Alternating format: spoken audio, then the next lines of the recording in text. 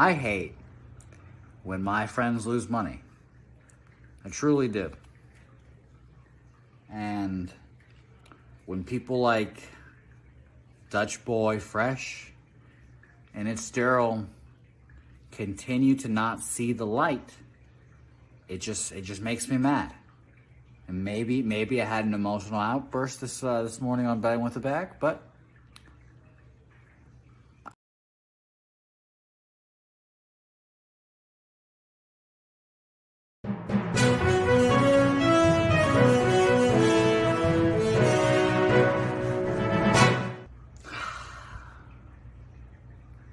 I hate when my friends lose money. I truly do. And when people like Dutch Boy Fresh and It's Sterile continue to not see the light, it just makes me mad. And maybe I had an emotional outburst this morning on Betting with the Bag, but I just hate when my friends lose money. And I'd like to give a shout out to my friends. It's Daryl, Dutch. I hope you guys are okay, because we're feeling fantastic over here.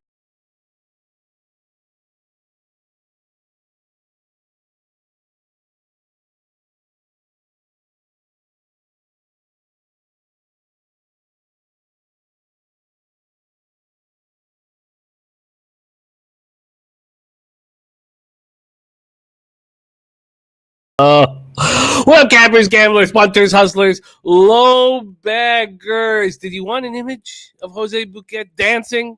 Well, there you have it. Huge day for Jose Bouquet. Huge day for Boston Celtics backers. It was a tough day in Major League Baseball. Thank God for the Dodgers first 5 -1 and full game -1. That was very, very, very important. I went 2-4 in MLB, down 2.74 units, but we're still in the black, baby. And I'm wearing the color of money because that's what we're going to make today. We have a great, great show. We have, first off, Mr. Gogster joining us. We're going to talk Canadian Football League right off the hop. Opening night in the Canadian Football League, and very interesting market movement. I've made a move. Those of you remember how hot I was at the end of last year. 11 straight cashers, and then I finished 12-1 over my last 13 bets. So we're hoping to carry on right where we left off. But most importantly, yeah, man, feels good to be ready to rock. We are 48 hours away from the Belmont Stakes. Ooh-wee. All day horse racing action here on Saturday. And of course, UFC action. We roll into the UFC. And look, it was a debacle last week. And I don't know if I can't blame the crack, and I can't blame anybody but myself for the terrible thoroughbred selections I made throughout the day. And I was so confident on Epicenter, and that got me right in ye old chocolate starfish. So look, I got to make amends. Everything else in sports is going beautifully, but horse racing is not. Shout out to all the cappers in the chat. Thank you all for joining us. James S. says, whole toddler arms killing it. I'm on the lightning. So am I, James S. So am I. We'll see what Mr. Gogster's on. But I have made 3 bets, and I didn't take that first period under 1. I didn't. Instead, I took the Rangers under a goal. No goal for the Rangers in the first period. That's what I took. I feel like that's the right look. Gary, that was beautiful work, that Pirates-Tigers work. And with Nolan Knows, had a great day as well.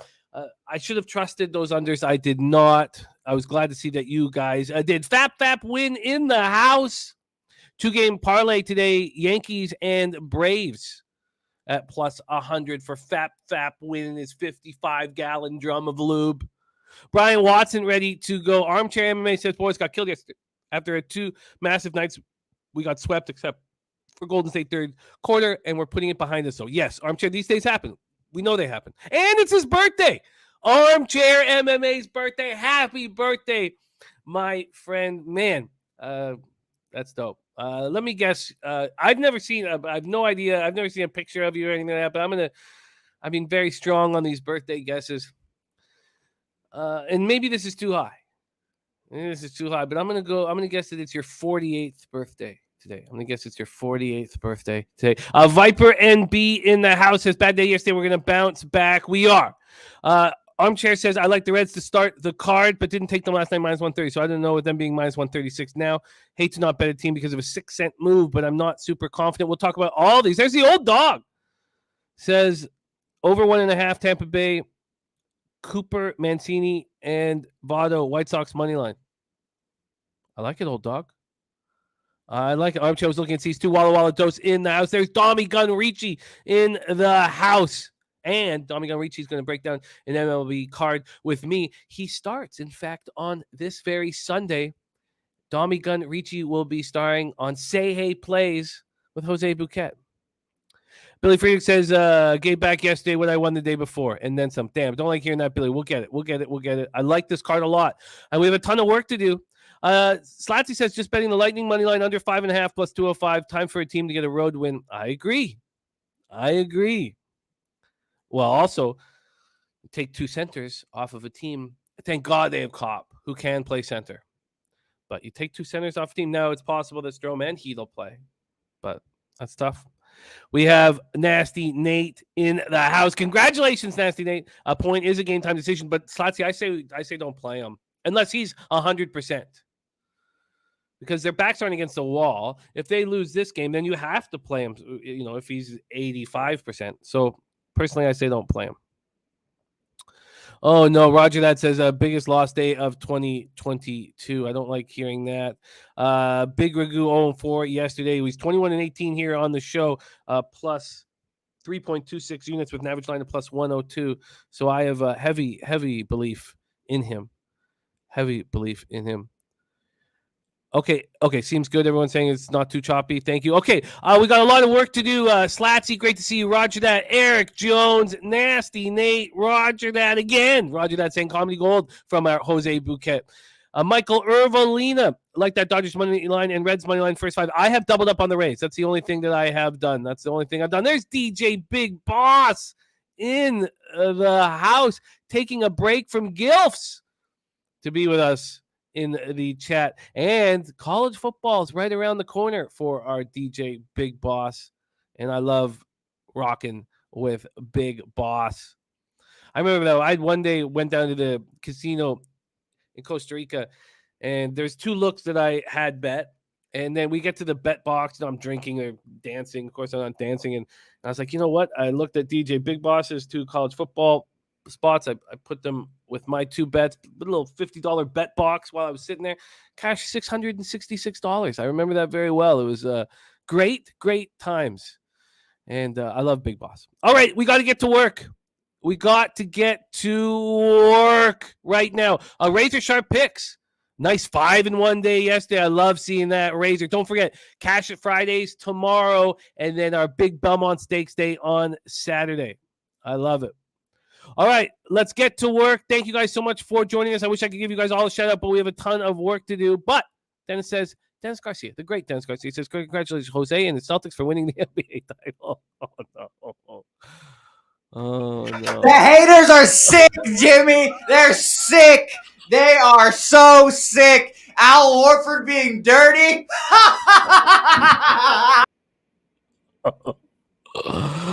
Saturated says, I'm guessing you didn't bet the NBA last night. I did not bet the NBA last night. I didn't. I didn't feel very comfortable, and we've been on a really nice run, and I just was like, you know what? I'll just sit back and relax.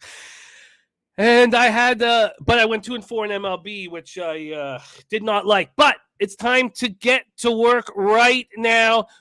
And I do wish I could give all you guys a shout out, but thank you guys so much for joining us.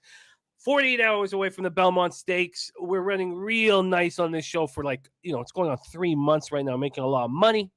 And we start with the Canadian Football League. Football's back! Please welcome. And look at that record from last year. Now, look, sample size small. And what happened was I got on that winning streak, and it got really small. But I'll tell you what we're going to do this year, because we got Mr. Gogster and we got Babano on Fridays. Every Friday, we're going to break down the CFL card, and we're going to get that fucking money. That's what we're going to do. And I truly believe that CFL is it's my most profitable, because NHL's right there, but I think CFL is my most profitable sport in my career. And there's gifts in CFL, just gifts all the time. And it's a really small league. We're talking about 9 teams. So even if you've never capped CFL, it doesn't take long.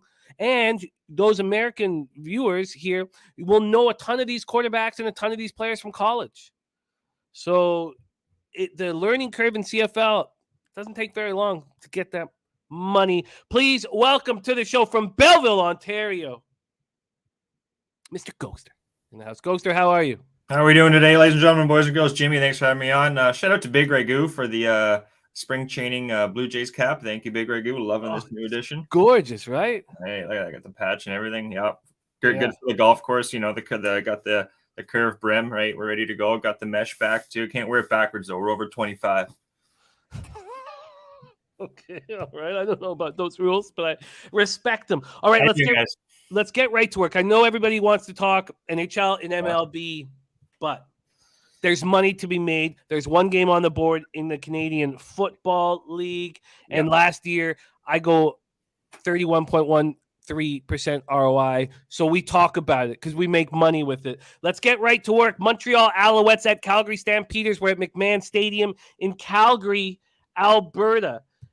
Market-wise, some books did open up the Alouettes at +4 and then immediately went to 3.5. Bet365 didn't, but they had that 3.5 juice to -115, and it is juiced again to -115. Look, I kind of want the Alouettes. I expect to move on the Alouettes.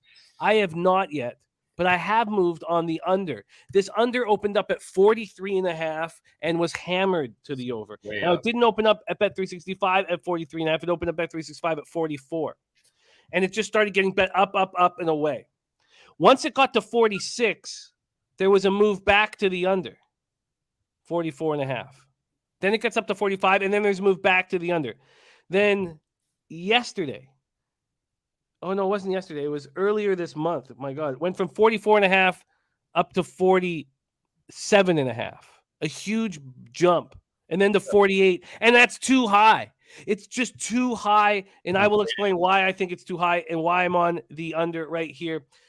And we'll hear what Mr. Gogster has to say. And maybe I add the Alouettes. All right, here we go. Bo Levi Mitchell says he's pain-free.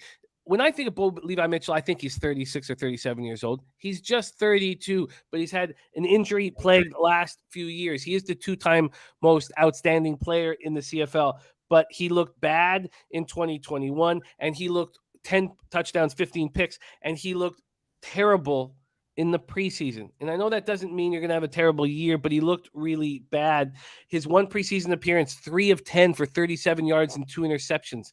Kadeem Carey is a very good running back for the Stamps, and he's going to get the ball a ton. They'll revolve their whole offense around him. 5.3 yards per rush attempt last season. And then you can expect Kamar Jordan and Reggie Begelton to have big seasons. Sure. Now, that will happen if Levi Mitchell's healthy or not. They have 5 defensive backs hurt. Some are going to go. Defensive back Eli Buka, hamstring injury. Brandon Dozier, calf injury. Buka is out. Dozier is doubtful. Those are big missing pieces. Question is, can Vernon Adams Jr., the quarterback of the Alouettes, take advantage of it? He, in 2019, looked like he was going to possibly be, at some point soon, the best quarterback in the CFL. That hasn't happened. He had a tough preseason as well, although there is talk about him still being capable of winning the most outstanding player in the CFL. I agree with that. Now, season-ending shoulder injury in week 10. He didn't look very good. And he looked bad in the preseason. 3 picks versus the Red Blacks last week. Trevor Harris is waiting in the wings, probably making him uncomfortable. He could come in at any time. William Stanback is the best running back in the league. What a bruiser, like a Frank Gore. He's the best in the league. So here we have these 2 exceptional running backs. And yeah, maybe the 43.5 was too low. Sure. But 48 is too high because it's going to be a running game. And the picks are the only thing I'm really uncomfortable with. Stanback, 6.1 yards per attempt last year. He had 1,176 yards despite missing 2 games. The Alouettes are 18-7 against the spread in their last 25 road games. I think they have a lot of value here. They finished last season with the most yards per game in the league. They have the potential to have an explosive offense again this year, especially when you remember Mario Alford, their returner. All this being said, I think I've talked myself into the Alouettes, but I've already taken the under 48. It's too high. Mr. Gogster, take it away.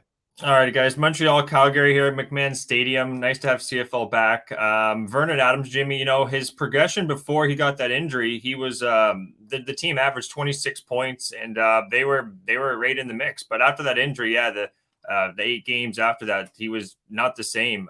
But the big addition, I think, Jimmy, is going to be with Stanback there. With him and Adams Jr., I think that's one of the more elevated offenses in the CFL. So right away, guys, I'm thinking offense, Jim. With the banged up injuries too, 7 guys on D for Montreal. They're missing especially 2 sack masters I have here, Menard and Barron. So it's going to be interesting, Jimmy. I lean towards the over. What I did, guys, actually was an old teaser. Right when we get into the NFL, I love my teasers, Jim.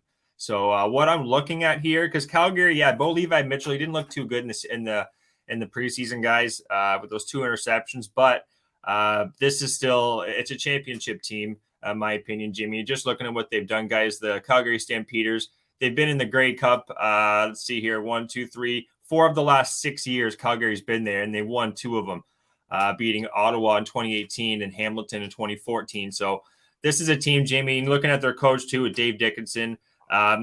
Hopefully, I'm hoping that Rust was in the preseason because like you said, they do have 2 solid running backs. With both of these teams, but I do think we're going to see some points here. I'm teasing it all the way down, guys, to 40.5, and I'm taking Calgary, Jim. Calgary plus 3.5. So if we're getting the field goal and CFL guys too, you get the old Rouge. The Rouge. Look out for the Rouge. Get rid of this fucking Rouge. It's gonna drive you nuts. It's if they don't come out of the damn fucking end zone there, they get the old Rooski. So 1 point, yeah. No points. So yeah, and also there's only 3 downs if you're really new to CFL, and they've had some other rule changes. I don't have all those rule changes, Jimmy, but I know our guy Babano tomorrow. He's the CFL guru, so he'll break all that down. But I'm leaning towards the over guys in this first game. We get a 23-20 Calgary. 27-14 even, it doesn't take much to get over 40.5 here. So I'm going to take that one, get the number a lot lower than what it is now. And I think Calgary is going to come out here, Jimmy, at home. It's been a long time since we had the CFL. So let's rock with this Calgary. What is the teaser and what are the numbers? So that's, got to give you the number here. So it's a 7-point teaser, guys. So I had it at, I believe it was 47.5 was the line I had. So you could actually probably get it at 48. Down to 47.5, Jimmy, all the way down to 40.5. That'd be even better. What am I saying? So, and also the teaser was from 3.5 to plus 3.5 on Calgary, and that's at minus 120. You can get that at, guys. So $120 returns $100. $100. Can't even talk here. Stamps plus 3.5, and that's minus 120. I'm on the under 48 at minus 110 confidently. Look, I can understand there being an idea that there's going to be offense in this, even though last year was historically low scoring. It was. I can understand that with the defensive back injuries. So, 43.5 was too low, but 48 is too high. That's right. And every site I read, everybody's on the over. Every single person is on the over. Everyone. I did not read one thing that said under. Under is the play at this number, I believe. And Dennis is also on the under. He's on Calgary in the under. I don't want to take a road team in game 1 because it's going to be sold out at McMahon. Yeah. It's going to be nuts. And one more thing too, Jimmy. Think of what happened with the Flames this year too. So these Calgary fans are just going to be ready to just chomp at the bit. Yeah. So I guess, and there had to be a reason why I was hesitant. If you look, the Stamps are 7-1 to win it all. The Alouettes are 7.5 to win it all. But I do believe that the Alouettes are a better football team come the end of the season. I do. I really do. I think they're 2 guys. They're the quarterback and the running back there with Adams Jr. and Stanback. Look out for those 2. It's going to be a fun game tonight. Kicks off, I believe. What is it there, Jimmy? 9:30. 9 p.m. Eastern. 9 p.m. Eastern, game 1 of the CFL. And I'm on the under 48 minus 110. And let's just continue on from where we left off. I hit 12 of my last 13 to end the season. All right, there is CFL and Gogster. That was fun, man. Nice to have football back. It'll be fun hammering the CFL together. Yeah, I love it. I love it. All right, let's get to fresh work. Maple syrup there, eh? Fresh maple. Maple Love to see syrup. it. Yeah. I am putting together that package we spoke of earlier. I can't divulge any more information, but it includes maple syrup. All right, let's move on to NHL. 8 p.m. Eastern, the East Final, Game 5. The series is tied at 2. Tampa Bay Lightning 51-23-8 in the regular season. We're 24-15-2 on the road. And the Rangers 27-10-4 at home during the regular season. And they're 8-1 here in the playoffs. And they won 8 straight games at home. And I was very curious to see if the market would move towards the Rangers. The bigger bets have come in on the Rangers, I'll tell you that. Let's see if it's changed at all. But it was 50-50 about 24, maybe a little over 24 hours ago. And 66% of the bets, the money had come in on the Rangers. Let's see if that has changed now. And it has changed. So, excuse me. It had moved to minus 125 for the Lightning. It's back at minus 130. We have 60% of the tickets now on the Rangers. So, but 58% of the cash. I love that shit. Dropping, baby. It's dropping. I love that. 58% of tickets on the under and 83% of cash is on the under. And how you want to bet the total is very simple. If you think the Rangers are going to win this game, you can expect some goals. You should really focus on their team total over. You should probably use the -1 calculator and turn it to 3 and get a plus line on it. Because if you like the Rangers and you think they can win, and if they do win, they should be able to score 4 goals, which would include an empty netter. I don't. And I've, waxed poetic on it going into game 4. Look, I don't. I do not like the Rangers here, and their season, in my estimation, is over. Now, look, I could be completely wrong. The Rangers outscored the Lightning 9-4 at home in the first 2 games. Having the last shift, and those of you who don't know NHL really well, is the home team gets the last change. So the home team can have the matchups that they prefer. So when the Lightning were at home, it was Hagel, Cirelli, and Killorn with McDonough and Cernak against Kreider, Zibanejad, and Vetrano. And they shut them down. So Gallant moved Panarin on that top line to get something to happen. Nothing happened. The Rangers weren't dangerous at all in game 4, at all. They didn't come close to scoring. They did nothing. Kucherov scored for the 3rd straight game and is clearly the best player on the ice. Stamkos scored his 3rd goal of the series, and Vasilevsky looked good when needed.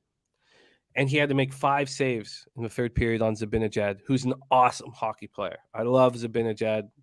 So you have Strome and Hedel as game time decisions. You take 2 centers off, and you're in big trouble. You lose your secondary scoring. You lose so much. Even moving Kopp to center, thank God they have Kopp. Mm-hmm. But there's a reason why, he's a winger right now. But maybe it's just because of this, Strome and Hedel and the consistency of that. So Strome and Hedel, we'll see if they play. I thought Gallant said he wasn't lying to us when he said Strome was going to play in game 4. He said he really thought Strome was going to play in game 4. That makes me think that Strome could easily play in game 5. So talking about Strome, he got hit from behind by Palat early in second period in game 3. He came back for one more shift. Don't you love that about the NHL players? Oh, yeah. I mean, until you don't have a pulse, guys, you're going on the fucking ice. Look at Braden Point. He's been out 8 games, but he got hurt. It looked like he broke his leg, and he came out and tried to keep going. I mean, I just love that shit. So they'll move Kopp over. Barclay Goodrow will move up from the 4th line to play wing on the 2nd line. So now you have Barclay Goodrow as a top 6 forward on your hockey team. We could see Point back. Well, then they're going to go 3 lines heavy, probably, and wear down. The Rangers better score in the first 5 minutes of game 1. Yeah. So I've made 3 bets on this. I'll hand this over to our guy, Mr. Gogster. I took the under 5. I did beat the market move slightly. I did beat it slightly. Sorry, let me move over here quickly. I did The under 5.5 is at minus 140. When I took the under 5, it was at minus 135. I got minus 135 and plus 190. My New York Rangers Tampa Bay under 5 is at plus 123. The Rangers first period team total under a half goal is minus 115. And the Lightning on the minus 1 line is plus 133. That is my action. Mr. Gogster, what is your action? All right, guys. So let's do some little quotes here. I'm going to get some quotes from the locker room or the dressing room, as we like to say up here. Quotes, the Rangers got to figure something out there. He's turned a switch on, and that's scary for any single NHL team out there right now. So Panarin, pretty much when he says they have to figure something out, that's telling me they got to find a way to start beating Vasilevsky. 3 goals in the last 2 games. And on the road, Jimmy, they went from, what do I have here? I believe it was 8 goals. Where am I here? Sorry. Yeah. 8 goals, 5-on-5 at home, 0 goals, 5-on-5 in the last 2 games, guys. They haven't had a 5-on-5 goal in the last 2 games. Jimmy's right with those line changes, got home and away, getting the last line change. Cause that seems like it's really hindered this Ranger team on the road even, but at home, Shesterkin, guys, he's 8-1 with a .948 save percentage. I think, to be honest, this could go either or way. Not so much the side, Jimmy, but I think that it's going to go under. I think Tampa Bay or the Rangers could win this game going under, because if the Rangers want to win this game, they don't have as much secondary offense as we're saying here with, even if Strome and Heat will go. These guys have gone 2 series, have gone 7 games. They look like they're kind of having a little wear and tear, to be honest, the Rangers right now. And Shesterkin, he's doing the best he can right now. But it's going to come down to really staying out of the box too, guys. 30% power play for Tampa Bay, 27% for the Rangers in those 4 games. So right away, I said at the beginning of this series, power play and penalty kill is going to be huge. And then Kucherov, guys. Kucherov, their 2 best players for Tampa Bay are heating up, in my opinion. That's Vasilevsky and Kucherov. Kucherov, guys, the last 3 games, he's had 6 points. And in this series, he's had 18 shots on net. He's firing the puck. He's feeling good. They're going to have to get a little more maybe physical with Kucherov being Trouba on the back end, because they're coming into form is the best way I think I can put that. And that 4-game sweep against Florida, guys, they're looking ripe. They're not looking as tired as the Rangers are out there.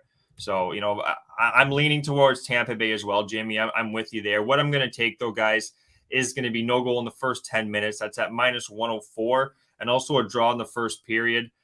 Rangers are going to do their best to come out here, but I do think Tampa Bay, it's just going to be a stalemate. It's such an important game for each team here. The only way I think something would happen with a goal here, guys, would be the Rangers to score in the first period. Like Jimmy's kind of saying, the only hope they have, the Rangers, if they don't score in the first, I think it's going to be tough. Though the Rangers came back on this Tampa Bay team during the regular season and in the playoffs. So it's a catch-22, you could say, but the way the Rangers are looking in Tampa Bay, just hockey eye here. And yeah, that's minus 125 on Tampa Bay. I'm going to be leaning towards Tampa Bay. I'm not going to pull the trigger on them, Jimmy, but that's where I would be leaning. And I am going to pull the trigger, though, on it to be 0-0. If you don't even take 0-0, guys, that's plus 300. That's where I'm looking here, Jimmy. I really think it's going to be a tight early start. Back end, there's no issues with each of the defense. Defense seems fine. So let's get a low scoring game here. I could even see an overtime, to be honest. And those odds are locked in for Mr. Gogster. First period draw at plus 150 in New York. No goal. First 10 minutes at minus 104 for Mr. Gogster. Great breakdown, Gogster. And Cheshire Cat said that Hedman is the best player on the ice. And, that's a fair argument. It's a fair argument. Best playoff hockey player on the ice. Like he's been come on. I can't do that. After watching Kucherov being on every single goal. That 3-2, yeah. The 3-2 comeback, it was all Kucherov. And that pass he made to Palat. It's filthy. And the fact that he didn't just immediately pass it, he waited for that 1 second, that one beat. One more thing, he did that on Shesterkin too on that breakaway goal. He just kind of waited him out, and then he literally got him right underneath the pad and like the knee there. I used to be a goalie back in the day, ball hockey. But he got it in the perfect spot. Shesterkin's a good goalie too, both Russians. But he just got it the perfect sneaky spot. It was almost like a pass too. He didn't even get the puck off the ice. He just literally slid it under his pad, which is really hard to do. So hard. Kucherov, guys, he's coming into form. You He's know the what? boss. Trouba, you've seen Trouba this playoffs, guys. Number 8 for the Rangers. He's laid the body on some guys, and he needs to catch Kucherov dancing through the middle of the ice because they got to stop this guy. The Jets should have given him his money. That's what the Jets should have done. He's a really good defenseman. They've fallen apart since he's not there. So there it is. There it is. Birdie liking the plus money on the Rangers, and Birdie's a hell of an NHL capper. Shout out to Birdie. Those of you who like the Rangers, I get it. Why wouldn't you? You know, they've won 8 straight at home. You're getting plus money. You see it like that. I don't see it like that. And I've made it so clear to you guys. I don't see it like that at all. The Rangers had the chance to knock out the champs. They didn't. And now they have to deal with the consequences of the champs getting back on their feet and showing why they're the champs. Tank's running low. The tank's running low in New York land. So I think that's the best way to describe it, guys. They're it's like expensive gas. They don't want to fill the tank. Not that they don't want to get rest. It's just they played 2 7-game series, and then Tampa's coming off that 4-game sweep. I think it's catching up to them. You know, you're going to have that crazy fans. You know, the Ranger fans going nuts there. It's barn should be rocking, but I think Tampa Bay, Vasilevsky too, guys. You saw how bad he was too in that first game, 6-2. Ever since that first game too, because he came off an 8 days rest. Vasilevsky's in form now, guys. It's tough to beat. Even as a Toronto fan, I watched it too. They lost. Another thing too, I want to almost take a 2-1 final score, guys. That would be my final score here. 2-1, maybe 3-1 empty netter. I think I do think Tampa Bay finish it here and then finish the series, Jimmy, in Game 6. And Kyle Hintley and making a big boy bet on the Lightning. Oh, that's just so exciting. And even if they get Strowman and Hedl back, how much are they going to give? It's a desperado spot here for them. So I love it. Yeah, I love that he's on that. Fuck, I only make $2,800 if the Lightning win the cup on my $400 bet, and he's putting $3,000 on them. That puts everything into like. Still, no, I don't. I love it. In someday, Kyle, I can be more like you and make bigger bets, man. I look forward to be like Kyle one day. I want Yeah. to be like Kyle. Yeah. Same here. All right. We've had a request from our next guest, Mr. Gogster. And the request is for you to stay on for the first few minutes of him joining the show. That is the request. Sure. So, of course, we can make that happen. A review, though, once more. We have Mr. Gogster on the no-goal first 10 minutes and first period draw. Yeah. And myself, I am on the under 5 at plus 123, the Lightning -1 at plus 133, and the Rangers first period team total under a half at minus 115. And very quickly, I think it needs to be mentioned because Domi Gunricci is a great NHL capper as well, and he sees a lot of goals in this game. And it's so different from the way that Gogster and I think the game's going to go. So it should be discussed. And I think the first thing I think when there's a great capper who sees it totally different than me is what would the angle be to create his outcome? You know, game one. Instead of just shutting it down, saying, "Oh, I don't agree." What is that angle that would create Domi's outcome? And the angle that I see is the Lightning scoring first and then scoring again. That's the I see. I don't see it the Rangers because the Lightning just aren't going to open it up. They're not going to open it up.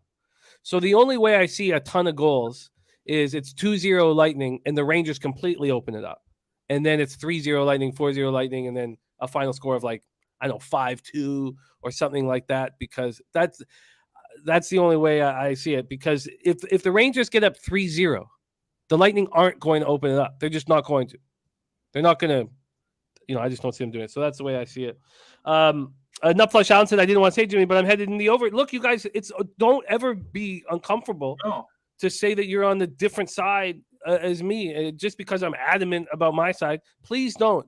We all cap together and work together, and being on the other side, there's no animosity that's created. And don't be uncomfortable saying, I disagree with you, Jimmy. I think I'm on this side. It's all part of the fun. It's all part of Go ahead, Jose. Well, I mean, I've got some animosity, Gogster. I've got a lot of animosity towards you. I mean, let's recap what happened the other day. Sure, this is fair. You slandered my name. You spat on my face. when I said, I'm going to tail my guy Gogster. I believe in his ability to cap. I believe in him. And you spat in my face. You said, don't tail me. We're going to lose. Did I watch a second of that hockey game? No. Was I 100% confident that the play was going to win? Yeah. And when Jimmy told me it cashed, I said, of course it would, because Gogster's on it. And you slandered my name, Gogster. You slandered my name, and it hurt my feelings. Didn't the Oilers lose? They did, and I said they were going to lose, but they beat Calgary. That's all that matters. But Gogster, our bets hit, and I deserve an apology. I apologize. Anytime someone wants to tell you guys, take it in stride. Can never run, never fight or flight. You got to stay there and fight. So shout out to Jose and the Celtics. Jose, it's a good time to be a Celtics fan, buddy. I don't know about your Bruins. Sorry about Cassidy. He gone. Well, the Bruins are a dumpster fire. Can we get your audio better, Jose? It does sound very dungeon-esque. Is there? I don't know. Well, I'm sorry. I'm in the dungeon. This is what we do here at Pub Sports Radio. I'm in the dungeon. I go in here and I become an animal because the Celtics win the series. All right. Okay. See if we can mess with that. All right. Let's move on, though. And Don Reed says Rangers winning tonight isn't out of the question. No.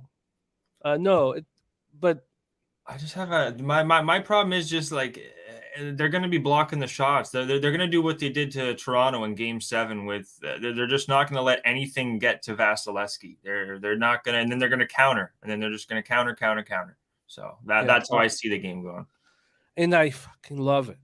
Like I lost. I don't know why. I've never been a Lightning fan before. I don't know, but whatever.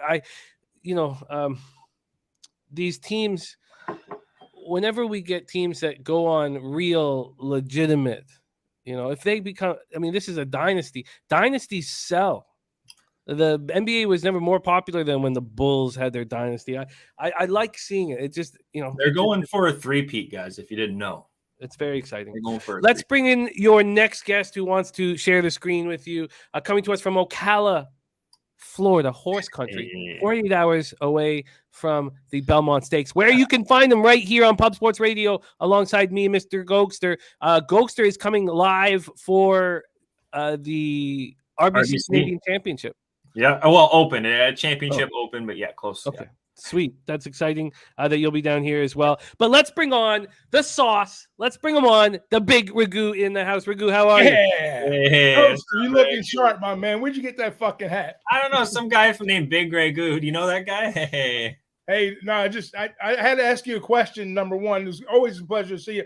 It's my second. This is the second or third time on camera with you. And Pub Sports said at the Southtown we got on camera like one day, I think, as I was leaving. But I want to give you a big shout out for your PGA show and bringing that fire. And I had one question regarding the PGA. Thank you, Ragoo. What is the effect on your captain gonna? How's it gonna take when they start playing with the Saudi Arabian guys, the live, however they pronounce it? LIV tour. I think it's just going to open the door up for a lot of just other golfers lower. It's going to make it interesting. Like it's free to watch this live tour on YouTube, where you still got to really pay to see any PGA golf until the weekend. So I think it's going to be interesting. If you see a big name go over another one, then get your popcorn ready, because golf's going to turn into like a drama scene with a bunch of lawsuits too. So I think it opens the door to a lot of not lower ranked golfers, but mid-tier. They'll be able to shine a lot more, especially with, DeChambeau, Dustin Johnson. There's been some big names gone over. So I'm a PGA backer 100%. The fact they did this the week of the Canadian Open, they can go to hell. They can get bent. They can go eat grass. So yeah, I figured that would irk you just a little bit. But anyways, I just want to give you a shout out on your PGA. Thank you, Ragoo. Got going on, and that good looking cap to go with that good looking face that you got. Hey Jimmy, you can come on over to the dark side with the Lightning. Go back to back. Your money's on it. I'm going to segue into something with that, because I'm going to be on Saturday with Jimmy, as you know, and depending upon what comes out of the game tonight, I'm trying to score some tickets. So I got my ear close to the ground. So I might be at the Lightning game. There's like a 70-30 chance I'll be at the Lightning game. We need a couple clips if you're at the game. Yeah, I'll definitely do that. I don't know. If you're a hockey fan, how could you not love that comeback in Game 3 at home, down 2-0? Fantastic. And without Braden Point, who's... I was there for it. It was unbelievable. It gave me goosebumps. I love that shit, because I'm not used to it as a Canucks fan. My team fucking win them. Jimmy, not to keep pounding the hockey, but my brother-in-law, who's also from Toronto, it was spectacular because the breakdown you gave the day of, when they came back and won that third game, or when they came back and won the first game, and your breakdown going forward, he told me the same exact thing you did. He's familiar with the show. He doesn't watch it live, but he didn't go back and watch it. But your breakdown and his breakdown were like, if you guys were talking side by side, it was like the same exact thing. So he doesn't think they win another game. No, I think it's but done. It can't happen though. He said, Young and all the stuff all the big points you drove home. But anyways, it's going to be spectacular either way. We'll see what happens tonight at the Garden. It'll be fire. And I also love that Rangers hockey is going to be huge over the next 5 years. I grew up a Rangers fan. Look forward to that. Go to the Garden all the time. The sport is so much stronger when Madison Square Garden is rocking. So I love it. There's nothing that brings a smile to my face when I see two teams that I'm dearly, I hold dear to my heart playing each other. So that's fucking either way, I'm cheering for one, currently, and then one, has got a little sentimental value to it. So. And Craig Schrader, young talent New York has. Craig Schrader just told us in the chat that Cooper said Point is out. I think that's a good thing. Yeah. You said it best. They don't need him until if they lose this game, then okay, you gotta pull them out of the bag. But wait it out, 100%. I agree. I think that's good. Very comfortable with that. Great stuff, Mr. Gogster. Ragoo. Let's talk on the phone today. Good seeing you, man. Good seeing you, my guy. Shout out to Big Ragoo, Jimmy the Bag, everyone in the chat. Be good, guys. We'll see you next week. Get that cash and check me out live. I'll be at the Canadian Open. Turn on the program. You might see your boy Gogster. Who knows? I love it. And Gogster's going to come into Toronto on Saturday. So, I of course, I'm going to be, a 26er deep of crack and hammering the horses all day. But I might stumble out to meet him afterwards. Shout out to Mr. Gogster. All right, Big Ragoo. It is time to talk MLB. And, man, you had a great day with us last out. You were very, very strong. And now your record shows it. Let me just pull everything up. But here, because I want to go over your last day. It was very good. But your record right now in MLB, 21-18, 53.8%, plus 3.26 units, ROI plus 8.36%, and average line plus 102. All of our MLB cappers have been so good. And a couple of them, like you, Ragoo, also got off the poor starts. Right. And have completely got yourself out of it. I don't have exactly the start. Oh, yes, of course. So you had you were on the Jays against Shohei Ohtani. You had the Blue Jays plus 148. You had the Blue Jays team total over 3.5 at plus 106. You took the Dodgers team total over 5 at minus 113. You had the Red Sox. You had the Twins first 5 minus a half. It was a very impressive day. I felt good about that card that day. I really did. Today, I feel pretty confident in my card. Yesterday, I went 0-4, but I tripled up on the Yanks, and they cost me dearly in that spot. I had both New York teams yesterday. Tripled up on the Yankees with the run line and the team total and the first 5, and then I had the Mets too, and they didn't cash yesterday. But that's how it goes. Baseball is very fickle, so we get those days. Yeah, these days happen. Sorry, maybe Birdie. Let's talk. I kept well with the chat. I gave some decent information in the chat, and like the Phillies and a couple other games that I liked that I kind of stood off. I didn't get to the window with, but that's how it goes. It bothered me that that Nola pitched that way, and I was so I thought that was such a possibility, and then I don't, and I lose the under because Hauser is terrible. All right. Let's get to work. There's Piker in the house. We got a great group of cappers with us, and we got afternoon baseball. I've already moved on one of the games. We have one game popping off in about about 45 minutes. Let's start there. We start at 12:35 p.m. Eastern. Arizona Diamondbacks, 27-31, 13-15 on the road at the Cincinnati Reds, 20-36, 12-16 at home. We're at Great American Ballpark in Cincinnati, Ohio. I'm just going to pull up the weather here quickly. I'm sorry that I didn't have it up. I tried to cut a bunch of my open tabs. So here we go. We're going to start in Cincinnati. 68 Fahrenheit at first pitch, 8 miles per hour out to right center, and it stays that way. It goes up to 9.1 miles per hour. I love seeing the Reds turn their season around. It's good for humanity. Zach Davies, 2-3, 4.18 ERA, 1.25 whip, 56 innings, 43 Ks, 21 walks, and 8 homers. he's a tricky pitcher to trust, and you can't use the eye test with him because that changeup starts working and he can get people out with it. His last start was against the light-hitting Pirates in Pittsburgh, which is a great park for him, and he completely shut them down. 7 2/3, 3 hits, no earned run, 6 Ks, 2 walks, and a 2-1 loss at Pittsburgh. Then you have Tyler Mahle. Last year, he was the most predictable pitcher in Major League Baseball. We made a ton of money off of him. We backed him on the road, faded him at home. Now, you can't really back him anywhere. And I've backed him a couple times this year and lost, thinking that he was going to start turning it around. And I'm not going to try to catch a falling knife anymore. 6 innings, 7 hits, 3 earned runs, 1 homer, 6 Ks, 2 walks, and a 10-8 loss at home versus the Nats. I mean, it was a quality start. And I guess that's all you can ask from him. And then the bullpen let him down. He's a 5.43 ERA, 1.39 whip, 64 Ks, though, in 59 2/3.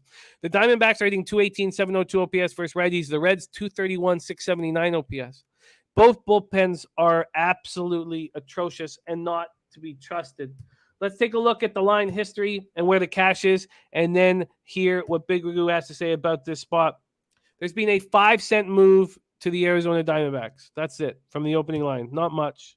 From a total perspective, it opened up at 9.5 and has moved to 10.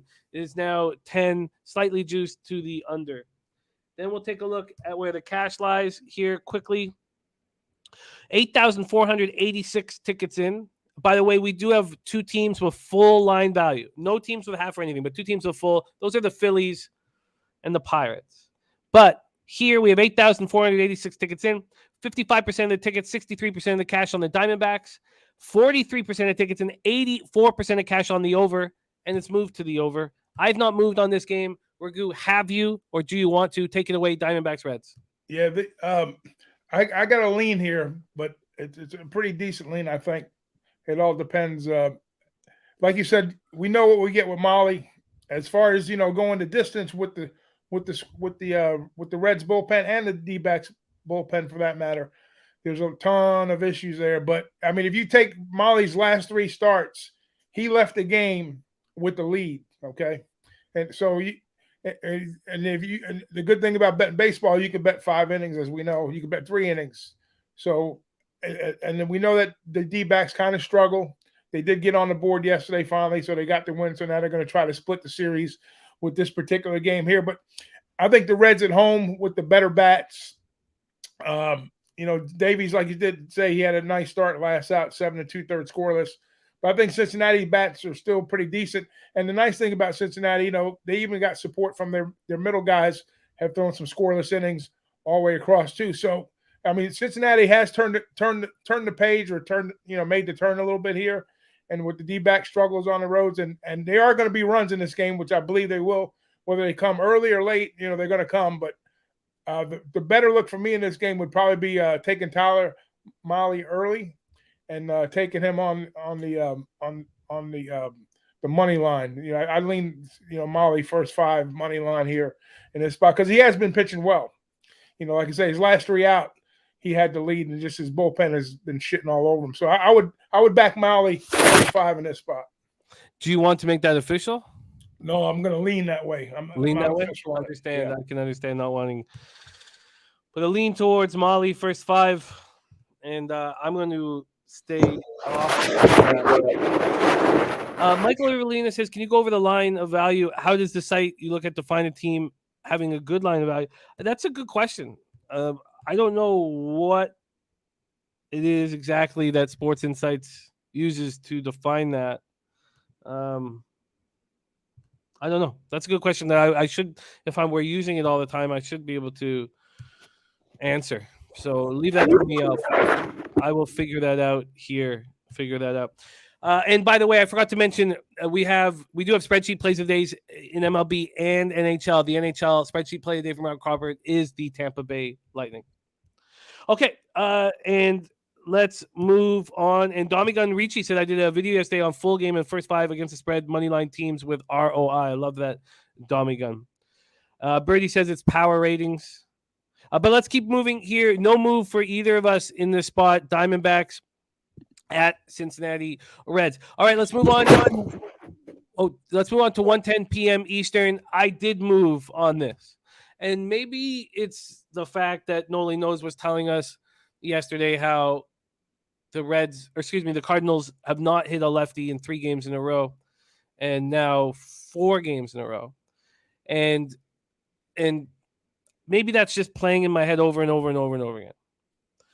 But the numbers show it.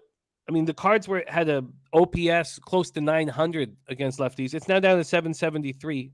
They're still dangerous against lefties, but their numbers are worse than the Chicago White Sox. Chicago White Sox against lefties are really strong, and McClanahan just went and took care of them. 6 innings, 6 hits, 2 earned runs, 1 homer, 8 Ks, no walks. McClanahan's just a beast.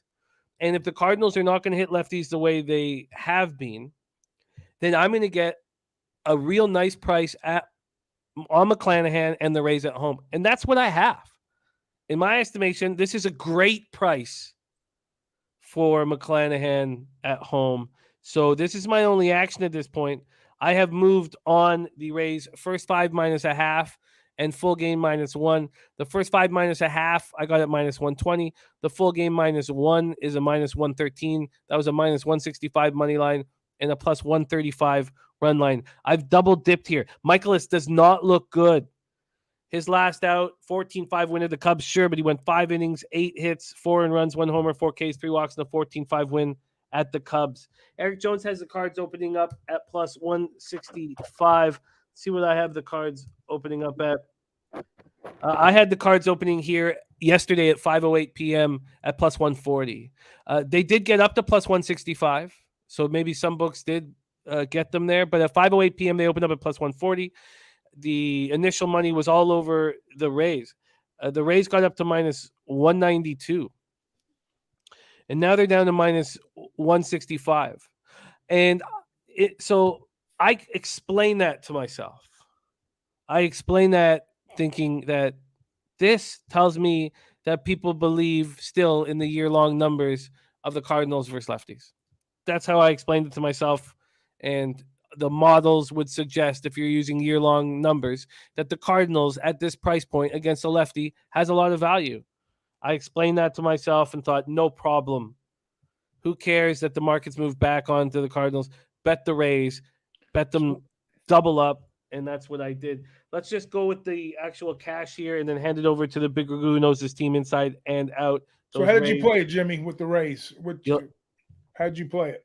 I took the first 5 -0.5 and full game -1. Okay, -0.5. Okay. That's usually an auto play for me, usually. Well, I can't wait to hear if it is here. 9,835 tickets in, 59% of the tickets, 61% of the cash on the Rays, 38% of the tickets, 78% of the cash on the under.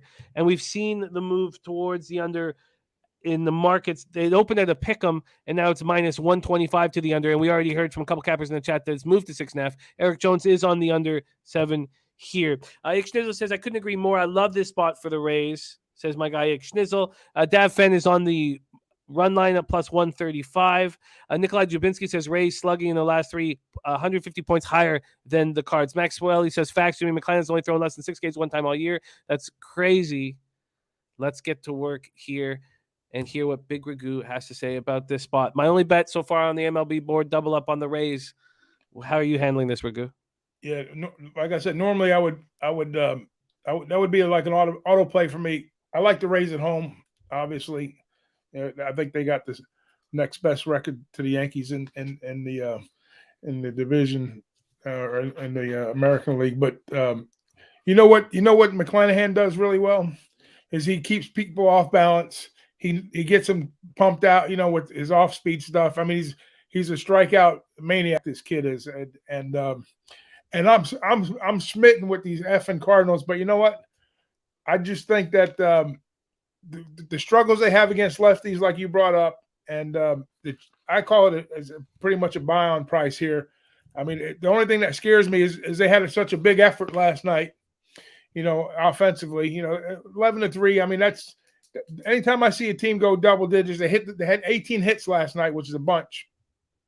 So Mikolos, like you say, he's got his struggles, but he's got to step up because he's their guy now, right? So he's gonna be their horse. He's gonna be the guy that they're gonna have to lean on. He's gonna have his moments too. So not to say that the Rays are gonna put he's gonna put the Rays bats to sleep, but like I said, the Rays at home is a team that I like to back a ton. But if you go back and you look at McClanahan's numbers, right? He had 5 starts in May, 4-0 with a 1.15 ERA, 31 in the third innings. And his opposing hitters are hitting 189 against him. And his last effort, he played the Sox. He allowed 2 runs, 6 hits, no walks, and struck out 8. So let's talk about the strikeouts here. So as much as the Cards struggle against lefties, and McClanahan is a beast, I found great value in this number. So he's averaging around 1.5 strikeouts per inning, maybe just a little bit shy of that. DraftKings has got a prop on him at 7.5 strikeouts at plus 125. I think he gets there. I think he strikes out 9 or 10 today. So that's going to be a play for me. I'm going to be on McClanahan with 7.5 Ks over plus 125. And I'm going to jump back in. Fuck you, Cardinals. I'm coming back in on the Rays. First 5 -0.5 at your number. What'd you get? Minus 125, Jimmy? I got minus 120, but I imagine I can get you a better line than that. All right, well, give me what you can get me. If there's some small comeback on the Cards, I'll double dip with the Rays. And I'm going. If I could beat the Cardinals one time, I might come after them again after today. I love it. Let's get you that right now. Wow, the Rays are down to minus 158 over at Pinnacle. So, but they're staying at the minus 165. But wow, my first 5 -0.5 at Pinnacle. God, I can't wait to get on Pinnacle. First 5 -0.5 at Pinnacle is minus 107. All right. That's 13 cents better than the bullshit I got. All right, let's roll with that. Okay, you have locked that in. And McClanahan over 7.5 Ks. Wow, points bet. Oh, with 3-way with the Rays. Points bet. Oh, sorry. McClanahan over 7.5 Ks at plus 125. And Dommy Gun says, tell the kids Uncle Dommy Gun is coming when the Jays play the Mets in the World Series. That would be heavenly. Absolutely heavenly. Sammy, it's because I have credit. Local. That's what locals do to you. Yeah. They let you bet out of your tax bracket, and you take shots. I had 15 bets in MLB, and on Tuesday, and $150 a pop would. I mean, if that wasn't now, and I'm in a really nice spot there with my local, so that's the reason. Now I will have Pinnacle up and Adam, and also you're like, well, you might be saying, well, you cashed on the Scotty Barnes. I don't get my futures until the very end of the season, so the end of the season is going to be spectacular. And I've had some bad futures, and so he made a rule this year that instead of the 500 up or down or whatever, that we have to go down to 0 at the end of each season. And that's going to blow up in his fucking face this year. Right in his fucking twat. All right, there we go. McClanahan over 7.5 Ks at plus 125. Rays first 5 -0.5 at minus 107 for Ragoo. That's available at Pinnacle. I did first 5 -0.5 and full game -1. Eric Jones expects both pitchers to deal. Dabby Cap says, I can't help but he has to take the Cards at team total over 2.5. They're hitting 272 versus lefties. I hear that. But look at the last 4 starts against lefties. It's not been good. So, okay. But I get it. Kind of 2.5. I get it. I totally get it. All right. There you have it. We move on to, a very important question from Birdie came in, and maybe we could I'll take turns answering this question. Maybe Jose would like to answer this question as well and take a turn answering this question. I'd love to ask Pete this question as well and hear what Ragoo has to say about this. And the question here is from Birdie. He says, how do you decide to back a pitcher coming off a bad outing? I noticed a lot of fades based on their last starts. And it's tough. What is much easier for me, and I wanted to do it today, and I talked myself off it, but I still may do it, and we saw it work perfectly on Tuesday, and it was Pistol Pete Loshak is the opposite. It's fading a pitcher after a great home start who's now moving on the road. We saw that with the Gray Wolf. The Gray for the Rangers, pitched 8 innings of spectacular ball at home. And then he went on the road to Cleveland, and we all faded him. And he got touched immediately and heavily. And that is an angle that I like the most, is the pitcher going 8 innings at home, then going out on the road, and we fade him. And we always get a really nice number on him. Now, how do you decide to back a pitcher coming off a bad outing? It's a real tricky one there. One of the things that I look for is if it's a really good pitcher, if he's now facing a division rival. I always find that when it's a division rival after a bad outing, that the pitcher is just on. He knows the importance of the situation, and he steps up. Now, that's with an elite pitcher. But this is the tougher question. How do you decide to back a pitcher coming off a bad outing is a much tougher question than how do you decide to fade a pitcher after a good outing. Why don't we go around the horn and try to answer this question, see if we can, because it's a great one. Jose, how do you decide to back a pitcher coming off a bad outing? Well, one way I use, and I'm hearing my echo now, so this is awkward. And by the way, do I sound better? It sounds much better for us. Okay, beautiful. Well, I have a blind faith sometimes. Other times it's just watching the start and realizing it's like maybe it was unlucky, maybe it was just the elements that day. Example, Nathan Eovaldi, five home runs in 1 inning. And I was like, all right, well, that's obviously out of the norm. That's not going to happen very often, and I just have faith that he's going to pitch better. You guys have more like statistical, like after a home start when he pitches well or whatever, does this and that. It's just, for me, it's just track record, thinking that I believe this pitcher is better than what he showed, and just going with it. Yeah. Let's hear what Ragoo has to say about the question. We can flip that question. We could do it. We can say, what about a shitty pitcher that had a great out?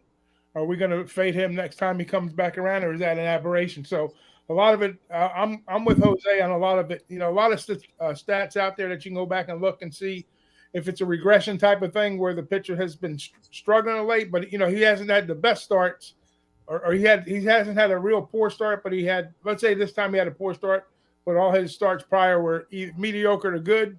Then you could maybe say that was an aberration, or you can maybe if you can see like some of his numbers are starting to tail off, maybe he's kind of in a little bit of a funk. So every situation is a little different. But if you're taking somebody, let's say like Gosselin yesterday, he's 7-0. Going into they're playing. Who were they playing? I got to get to the sheet. But anyways, they lost yesterday. The Dodgers. So Dodgers cashed. They won 4-1 against the White Sox. I'm sorry. Who lost the game the other day for the Dodgers that was undefeated? Somebody did, didn't they? No, I might be wrong about that. But anyways, if you take somebody that's got, let's say 7-0, 6-0, 6-1, and their performance level, like somebody like McClanahan, if he had a bad day today, are we going to fade him next out? Probably not. So it just because he's at the top of his game. So depending on where they're at in their rotation and what their health issues are. Like today, Strasburg is starting. I'm not going to tip my hat on that yet, but anyways, you have to look at each situation differently. So I don't have a cookie cutter answer, but I would say if it's an aberration, then I would be back on or off that pitcher, like depending on the style and and look at his splits too. I like looking at their splits. Like you said, home and away is a perfect example of that. So if he's a shitty pitcher on the road or mediocre on the road, he's fantastic at home, then more than likely I'm going to go against him on the road, and vice versa if he's back playing at his stadium.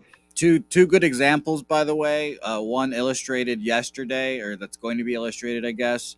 Saying the Yankees and Nestor Cortez. Everyone and their moms was on Nestor Cortez yesterday. Yeah. I was on Nestor Cortez on the run line yesterday. He blows up. I think everyone else is going to be right back on him next time. So don't be surprised there. And then you can use another example, a bad example, I guess, for a bad pitcher. Jake Burns saying Keegan Thompson with the Cubs. And that's who the Jake Burns who was thinking you were talking about, by the way, Ragoo. He was undefeated or whatever. And I backed him that day as well. And then he just got blown up on immediately. So, and that's going to be a tougher choice, obviously, for cappers, because it's always been a bit of a trepidation with Keegan Thompson, and we can use an example. Maybe Keegan bounces back here, but everyone's been waiting for the shoe to drop on Martin Perez and then Jose Quintana the whole year. And that just has not happened. You know, I've tried to fade both those guys plenty of times and I've lost money. So Yeah, it's just a feel spot, honestly. it's like betting against a team that's in a streak. You know, like if you're waiting for something to happen, you got to see it happen before you can react. You just can't say a team's gonna lose like 12 games in a row. Then there's no way they can lose 13. They can lose 20. You know what I mean? So it's just. And Birdie says, so listening to this says to me the Cards are a play. He says we have a decent pitcher coming off a so-so start, a perceived good team, and the line has dropped 25 points against a perceived good team, and the line's dropped 25 points. See, I look at the numbers from Michaelis, and I guess you were right. So I guess he had 3 straight quality starts, against good hitting teams, especially the Mets and the Jays. The last 2 starts were troubling. The Brewers get 6 on him, and then the Cubs get 4 on him. So he's allowed 10 runs in his last 10 2/3 with 10 Ks and 4 walks, 3 home runs allowed. But I guess I can see what you were saying, Birdie. I get it. The thing for me, the biggest edge in the Rays game to me is that the models would be using the year-long statistics from the Cardinals versus lefties.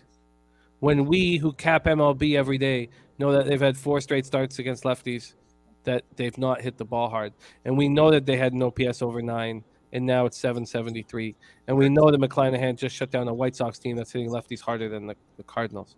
So that's the biggest angle, that because of those stats that the Cards have, and look, Cards could win this game and that could be totally wrong. And we talk about, Pistol Pete talks about weighted coin flips throughout the season.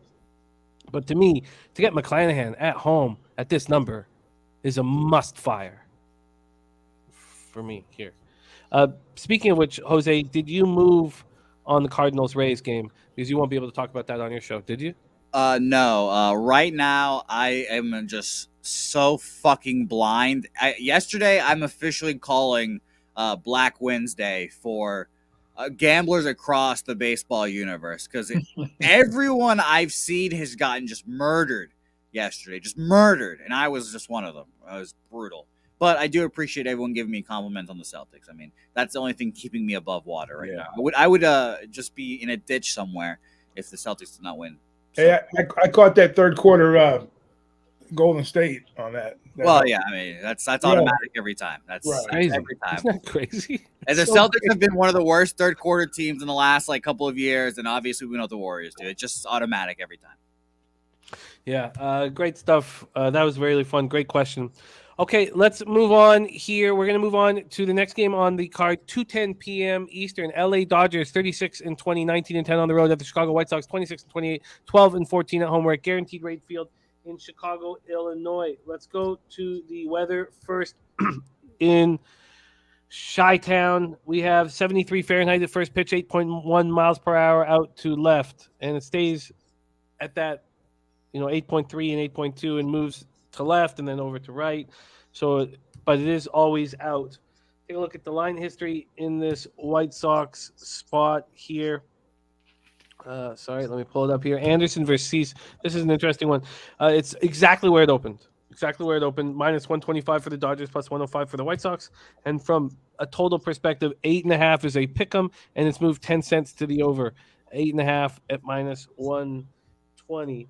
Take a look at the cash here in the White Sox spot. 10,655 tickets in. You have 21% of the tickets on the White Sox and 54% of the cash. Very interesting.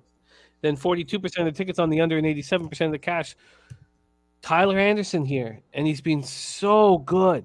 God, has he been good. 7-0, 2.59 ERA, 0.95 whip, 55 2/3, 53 K, 6 walks, 6 homers. In his last start, he went 6 innings, 3 hits, no earned runs, 5 Ks, no walks, and a 6-1 win at home versus the Mets. Cease, 4-2, 3.39 ERA, 1.29 whip, 4 2/3 last out, 1 hit, 2 runs, because he walked 7 batters in that 3-2 win at the Rays. White Sox rating 276, 803 versus lefties, going up against the undefeated Tyler Anderson. And the Dodgers rating 251, 767 OPS versus righties. Dodgers bullpen 3.40 ERA, 1.12 whip. White Sox bullpen 4.12 ERA, 1.39 whip. Let's keep Jose with us for these next 3 afternoon games because he Yeah, can't talk about heck them yeah. on his show. So why don't we keep him around with us? Let's start with the big Ragoo, though, here. Dodgers, White Sox, take it away. Yeah, we talked about 7-0 pitchers, right? So we got another one here, Tyler Anderson. But my concern is with the Sox is they have been struggling, since Anderson left that lineup at the top there. So that they kind of put a little mojo on that team right now. Whether they get right, they can kind of figure some things out. They're going up a tough opponent here, and I really like the look on the Dodgers in this particular spot. This is a game I moved on earlier in the day, one of the two. I just think that with Cease, I think I took 2 plays on this game. I think Cease is going to be up against this lineup. So my looks are more focused on the Dodgers scoring runs and Cease giving up a couple walks here, because I think he's going to have to pitch around this lineup to kind of avoid getting crushed.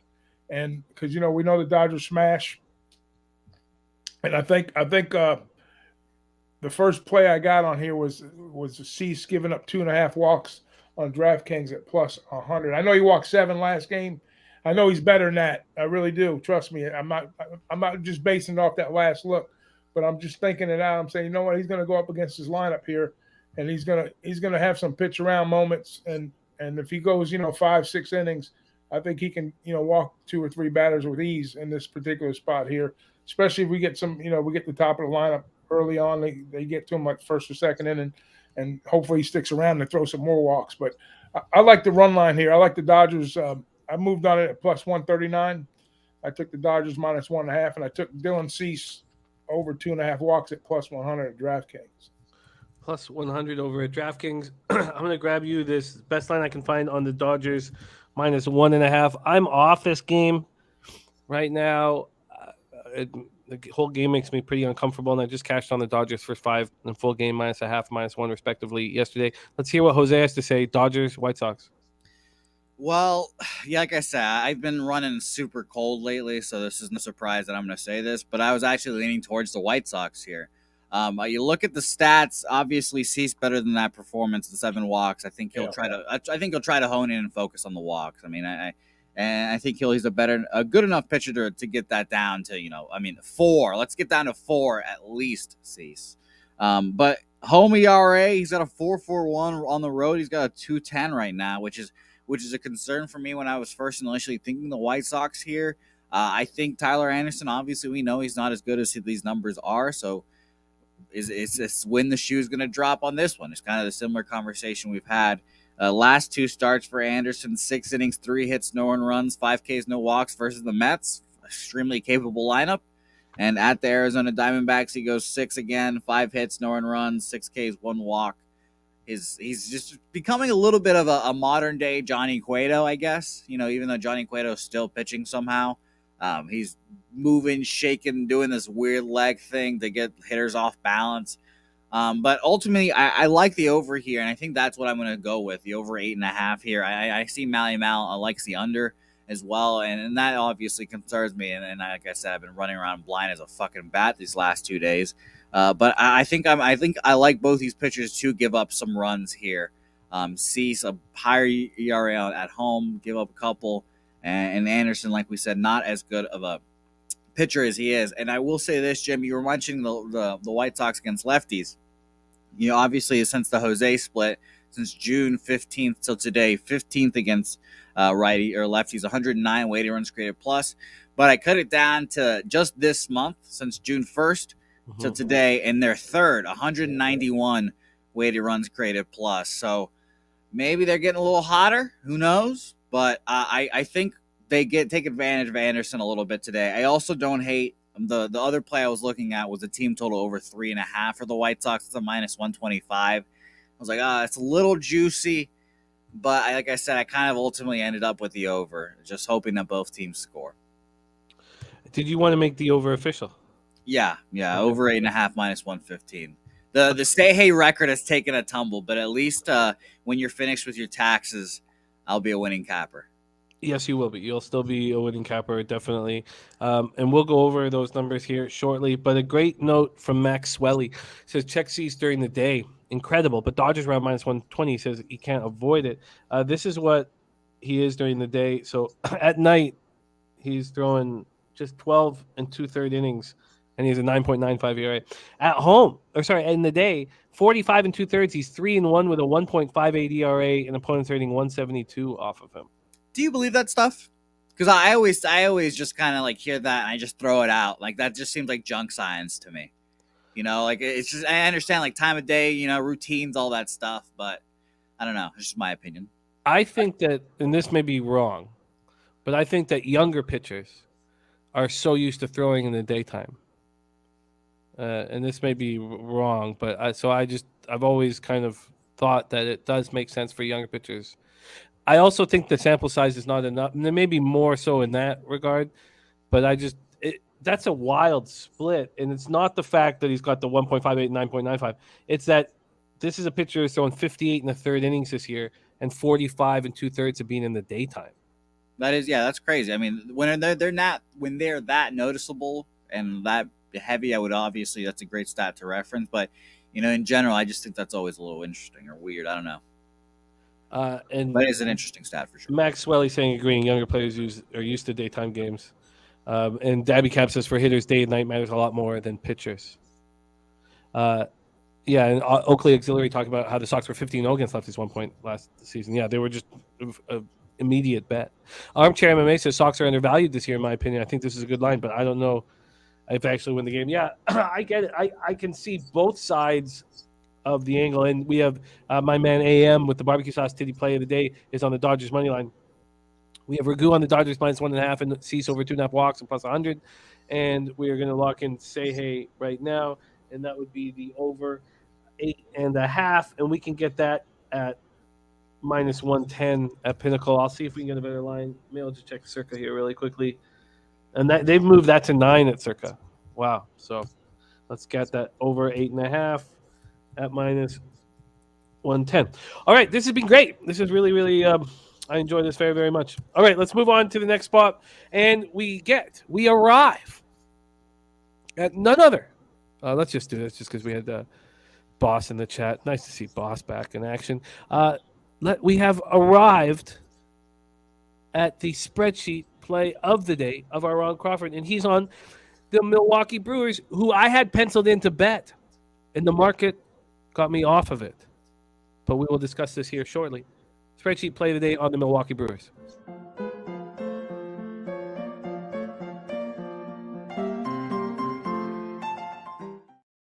Let's go. Phillies 27-29, 12-14 on the road at the Brew Crew, 33-25, 15-11 at home. We're in American Family Field in Milwaukee, Wisconsin. We have Zach Eflin going up against Corbin Burns. We'll start with the line history here with Eflin and Burns. We have a 5-cent move to the Phillies. 5-cent move to the Phillies. And from a total perspective, it opened up 7.5 -120 to the under. It's right back there. There was times where it was a pick 'em. There were times where it was -125 to the under. But it's right back to where it started. We'll take a look at the cash flow in this spot. And as I said earlier, there are 2 spots on this board that Sports Insights has declared full line value, and they're both in Pennsylvania. It's the Phillies and the Pirates, both have full line value. 9,217 tickets in. I believe that stuff, by the way, too, wholeheartedly now. I'm watching it cash, yeah. Yesterday with the against the Royals and Blue Jays, I watched it very closely because I was like, I like Brady Singer, but obviously this doesn't make sense in an aspect spot. But it always seems to cash, man. The spots you don't expect it to cash, it always seems to cash. So I think it's definitely worth noting, but I should find out more as to how they put that together. But I said that yesterday. It wasn't the first time where if I wasn't blind betting the Jays, I would not have been on them yesterday when we saw the big bets on it. Because remember, it's like 15% of tickets, 49% of the cash. It was a clear sign that there was something wrong, but I've just got to follow through and keep hammering it, unfortunately. Unless those spots, I should start tracking those spots where I wouldn't do it and see if it's a win-loss situation.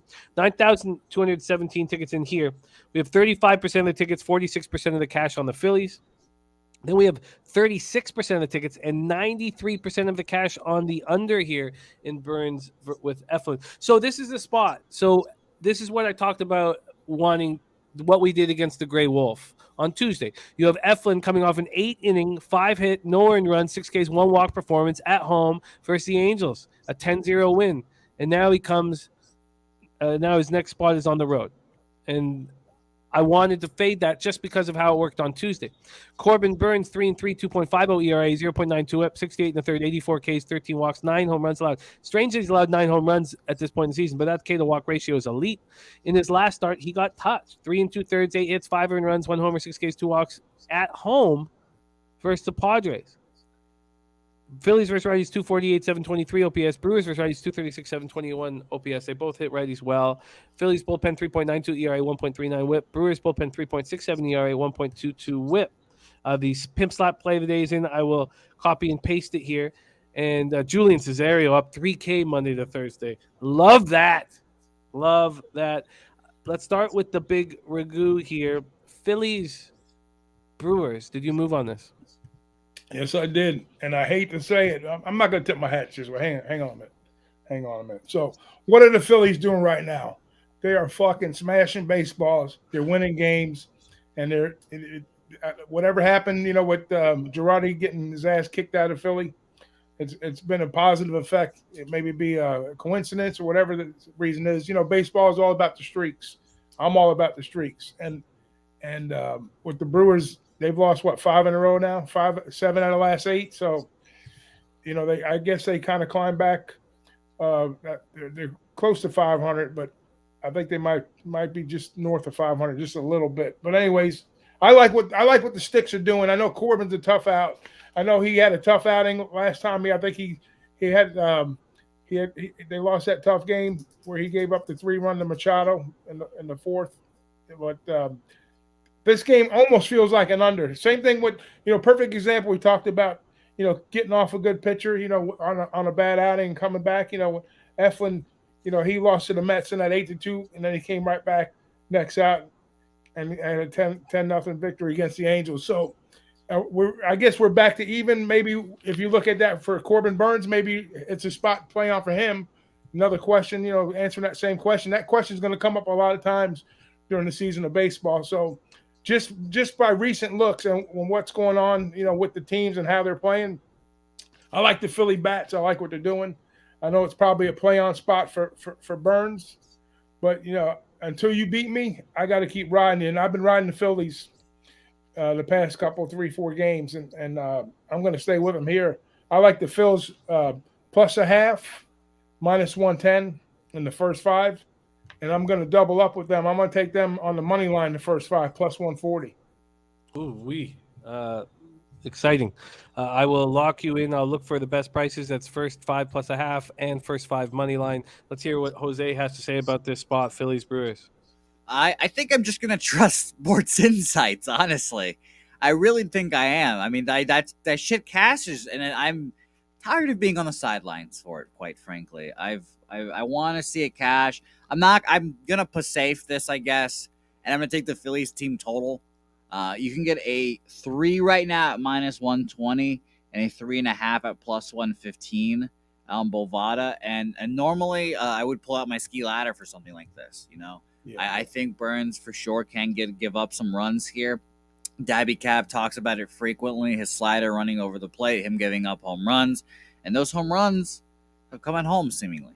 Home road splits this year so far, 30 innings pitched at home, 3.86 ERA with 6 home runs there, 13 earned runs, and on the road, 38 innings pitched with a 1.42 ERA and only 3 home runs allowed there. So I think there's a maybe Sports Insights onto something, Jimmy. Maybe that multi-$1,000 that you spend because you're a wealthy man, you spend by yourself if Sports Insights is listening.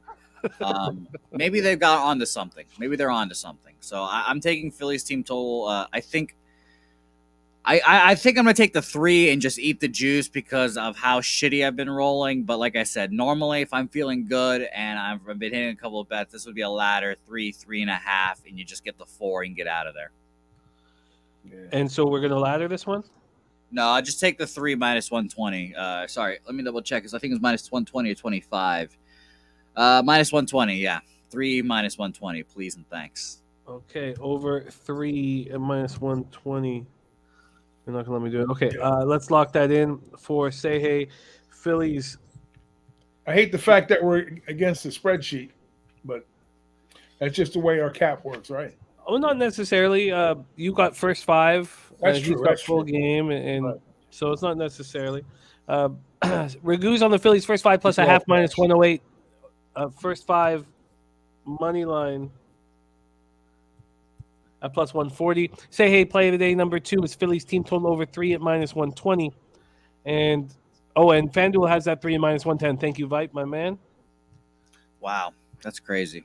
That's a nice Vipe. price. Vipe, if I'm just gonna say that if you get the 3 at minus 110 there, I mean the ladder just seems just. I feel like I'm setting myself up for failure, but I really think that the Phillies are gonna get to him today. So that's just tough. Sorry.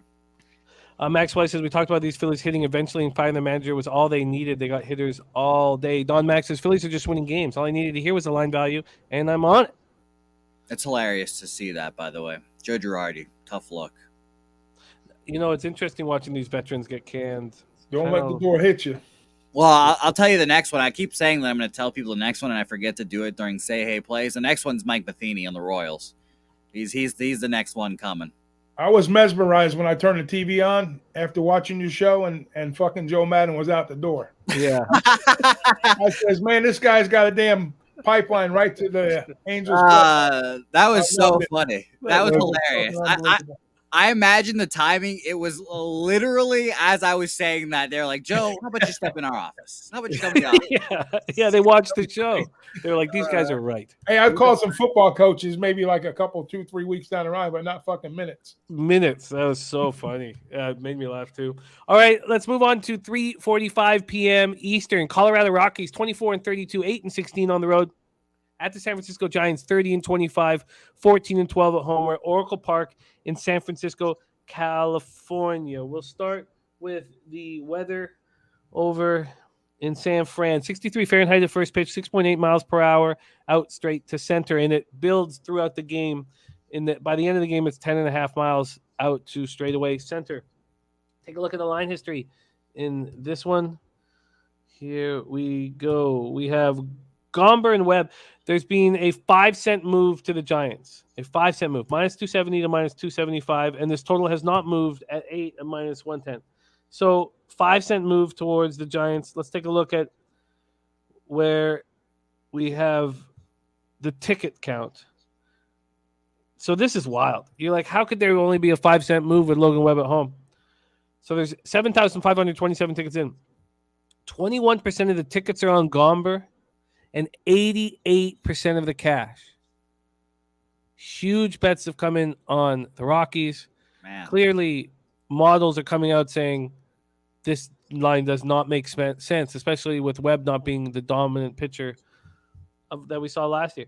Then you have 83% of tickets and 96% of the cash on the over. Viper says Gomber is a bum. Wallaby King says Jose can get you fired just by putting it out there. Well, yeah, Mike Matheny's next, unfortunately. I'm 2 for 2, like I've said. Joe Girardi, I said he was gone the minute that Phillies team started struggling. And then Joe Madden that was easy to tell by his contract, too. And, he's annoying as shit, so. This is wild, these big bets coming in on the Rockies. Now, remember in the beginning of the year, we didn't think the Giants were going to be able to hit lefties. And that was part of the reason why we all moved on the Giants under. And I made a big bet on the Giants season total under. And it was because we thought they were going to lose all these games. I mean, it was Buster Posey not playing this year, and they won't be able to hit lefties. Now they're hitting 247, 45 OPS for lefties. What has saved that bet and why I think we're going to cash it comfortably is the Padres are playing very good without Tatis, and the Giants bullpen is absolute trash. 4.43 ERA, 1.33 WHIP. We did not expect their bullpen to be so awful. We did expect the Rockies bullpen to be awful. 5.02 ERA, 1.45 WHIP. Gomber, 5 innings, 10 hits, 9 earned runs, 2 homers, 5 Ks, 2 outs, and 13-6 loss at home versus the Braves. He's been terrible this year. 6.54 ERA, 1.47 whip. And then you have Logan Webb, who was so dominant at home last year, not showing that this year, but his numbers are still good. I shouldn't be so hard on him. 5-1, 3.82 ERA, 1.17 whip, 66 innings, 56 Ks, 16 walks, 5 home runs allowed. His last start was not very good. It was at the Marlins. The Marlins are raking against righties right now. But he went 4 2/3, 4 hits, 4 earned runs, no homers, 6 Ks, 2 walks. Rockies rating 249, 700 OPS versus righties. Here we go. This is the last one on the board. Let's go to the big Ragoo, Rockies Giants. I've seen a lot of big minus numbers here with this game, and it's almost like a head scratcher. I was trying to figure out how to get involved with the Giants here, but every angle I looked at it, I mean, Webb is okay. I think there's some guys on the Rockies that have had pretty good success against him hitting the ball. McMahon and Blackman are both 7 for 17, 412 with a home run each against Webb. So, I mean, there are some opportunities and spots in the lineup to kind of get touched. So I was looking for some type of way to go after this without laying the big money here. And to my surprise, I looked at the team totals and I see a 2.5 on Colorado at minus 130. But I didn't want to – it was more of a lean because I really don't trust it. But I think against Colorado, I think he's pretty close to like a 4 ERA.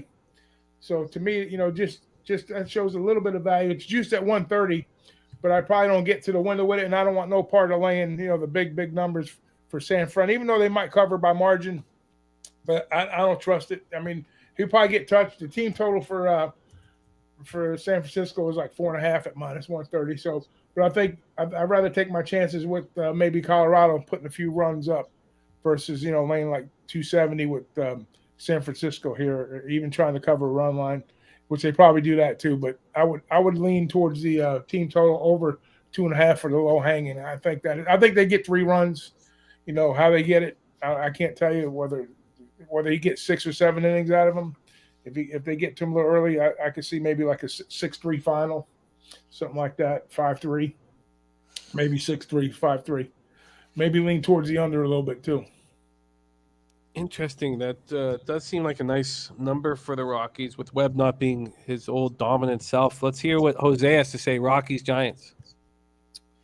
I think I'm going first 5 under here, and I don't like that I've already locked in 3 plays going 0-6 yesterday, and here we are back again firing, but here we are. We're doing it, and we're proud of it, damn it.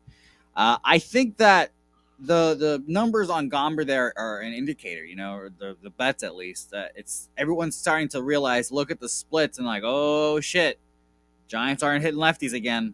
And it got putrid there for a while. I remember Jimmy at one point was pointing and laughing at them hitting lefties. Then they turned it on, and now they suddenly have turned it back off. During the Jose split since June 15th to today, 23rd in the league, 78 weighted runs created plus. The bet numbers, bet amounts, that kind of tells you something there. We saw it with, I think you said the Royals yesterday, the big bets on the Royals or whatever. It's not always an indicator of both these pitchers going to pitch well. Maybe the Rockies outslug them, which, would be interesting. But if you look at Ballpark Pal 2 at Oracle Park, I've been calling it Candlestick and whatever the hell it's called for a while now. But according to Ballpark Pal, minus 30%, more likely chance or more less percentage, whatever you want to call it, for home runs, and 10% less likely chance for runs today too. So first 5 under 5. Actually, hold on, it's 4, I believe. Hold on, let me double check. Yeah, first 5 under 4, minus 105 for me. Interesting that's the case. I wonder if, and I'm not saying this is happening, but I wonder if they're not taking into account what the wind is doing after an hour and a half into the game, because it doubles. I wonder if that's just the opening pitch, 5 miles per hour, and I would guess that it is. But I can understand. Well, we always say the wind swirls, right? And yeah. Logan Webb, we'll talk about his last 5 starts. One of them have been at home. So, it's been a while, and that one home start was versus the Mets. So it's been pretty brutal. He has not pitched. He's basically not pitched at home since the 24th. So I think it's just, maybe let Webb comes back, goes and dominates. Gomber confuses a Giants team that I apparently can confuse by throwing left-handed. So I just, my main concern here, honestly, is Webb getting touched up a little bit. And if Webb gives up 2, then I can feel like this bet's pretty fucked. I just need Gomber to keep it together is mainly my concern. And those bets are my catalyst in saying that Gomber has a good start and the Giants cannot hit lefties again based on those numbers. Well, you have options here. The first 5 under 4 is at plus. Oh, it just moved to plus 104. Beautiful. I'm going to bet it a minus 105 on Bovada, so we can lock me in for whatever better line, because Bovada, of course, giving us the shit lines. Well, the interesting, I don't know if you want this, but the 4.5 is now available at minus 125. I'll keep the juice down. I'll keep the juice down. Under 4 at plus 104 available right now as we speak at Pinnacle. Hey, play the first 5 under 4 plus 104, and Ragoo and I are going to stay off at this point. Is that right, Ragoo? Yeah, off. Yes, sir, off. All right. It was great. I liked having you on here for the afternoon games. Jose, I think we should make this a habit, the games that you can't talk about on your show. Yes, it was a rough day for you, but these days happen. You can't avoid them. It's just how you handle them. And when I'm going to say this. Yeah. I'm just scared that you're not going to like me anymore because I might not be a winning cap person. Who knows? Don't worry. Fighting for my father's affection at the end of the day. But one of the things that we all have to work on is not let the losses hurt way more than the wins feel good. And we all probably have that problem. It should be something that we mentioned because the losses hurt so badly. And sometimes the wins just feel like you expect them. The wins got to feel really good, and you got to let the losses go. And you are a winning capper this year. So let's go. What is your record right now? It's still healthy in the black. What is it? We're officially now 194 and 193, up 5.33 units still. So we're still up units, but we got to make a change. But I will admit this, Jimmy. Like I said, I would be in the ditch right now still. It's 11:40 right now Central. I'd probably just be waking up out of my stupor if those sweet Boston Celtics hadn't just dispatched of this fucking horrible Golden State team. Horrible. And Jordan Poole being a pathetic basketball player out there. That made me feel just so much better. The gas report's hoping that you're going to give us a Warriors diss track because you're in the studio right now. Well, I did see the chat was saying that I was going to make a hit 'em up, I believe it was. I'm gonna have all these diss tracks that, unfortunately, I will admit I have not heard, but I will. I am creating a little something. I will admit there will be something if the Celtics win. And I've told Helga 6 or 7 times now, Celtics win in 5. That fucking Boston trip is being booked. I'm gonna go see my guy Nasty Nate a week after he sees me. Actually, the trip, the parade, if they win so quickly, Nasty Nate might be in San Antonio and I might be in Boston. Who knows? Who knows? What a time. There he is. There he's Jose, but we have not heard who is your special guest on today's show.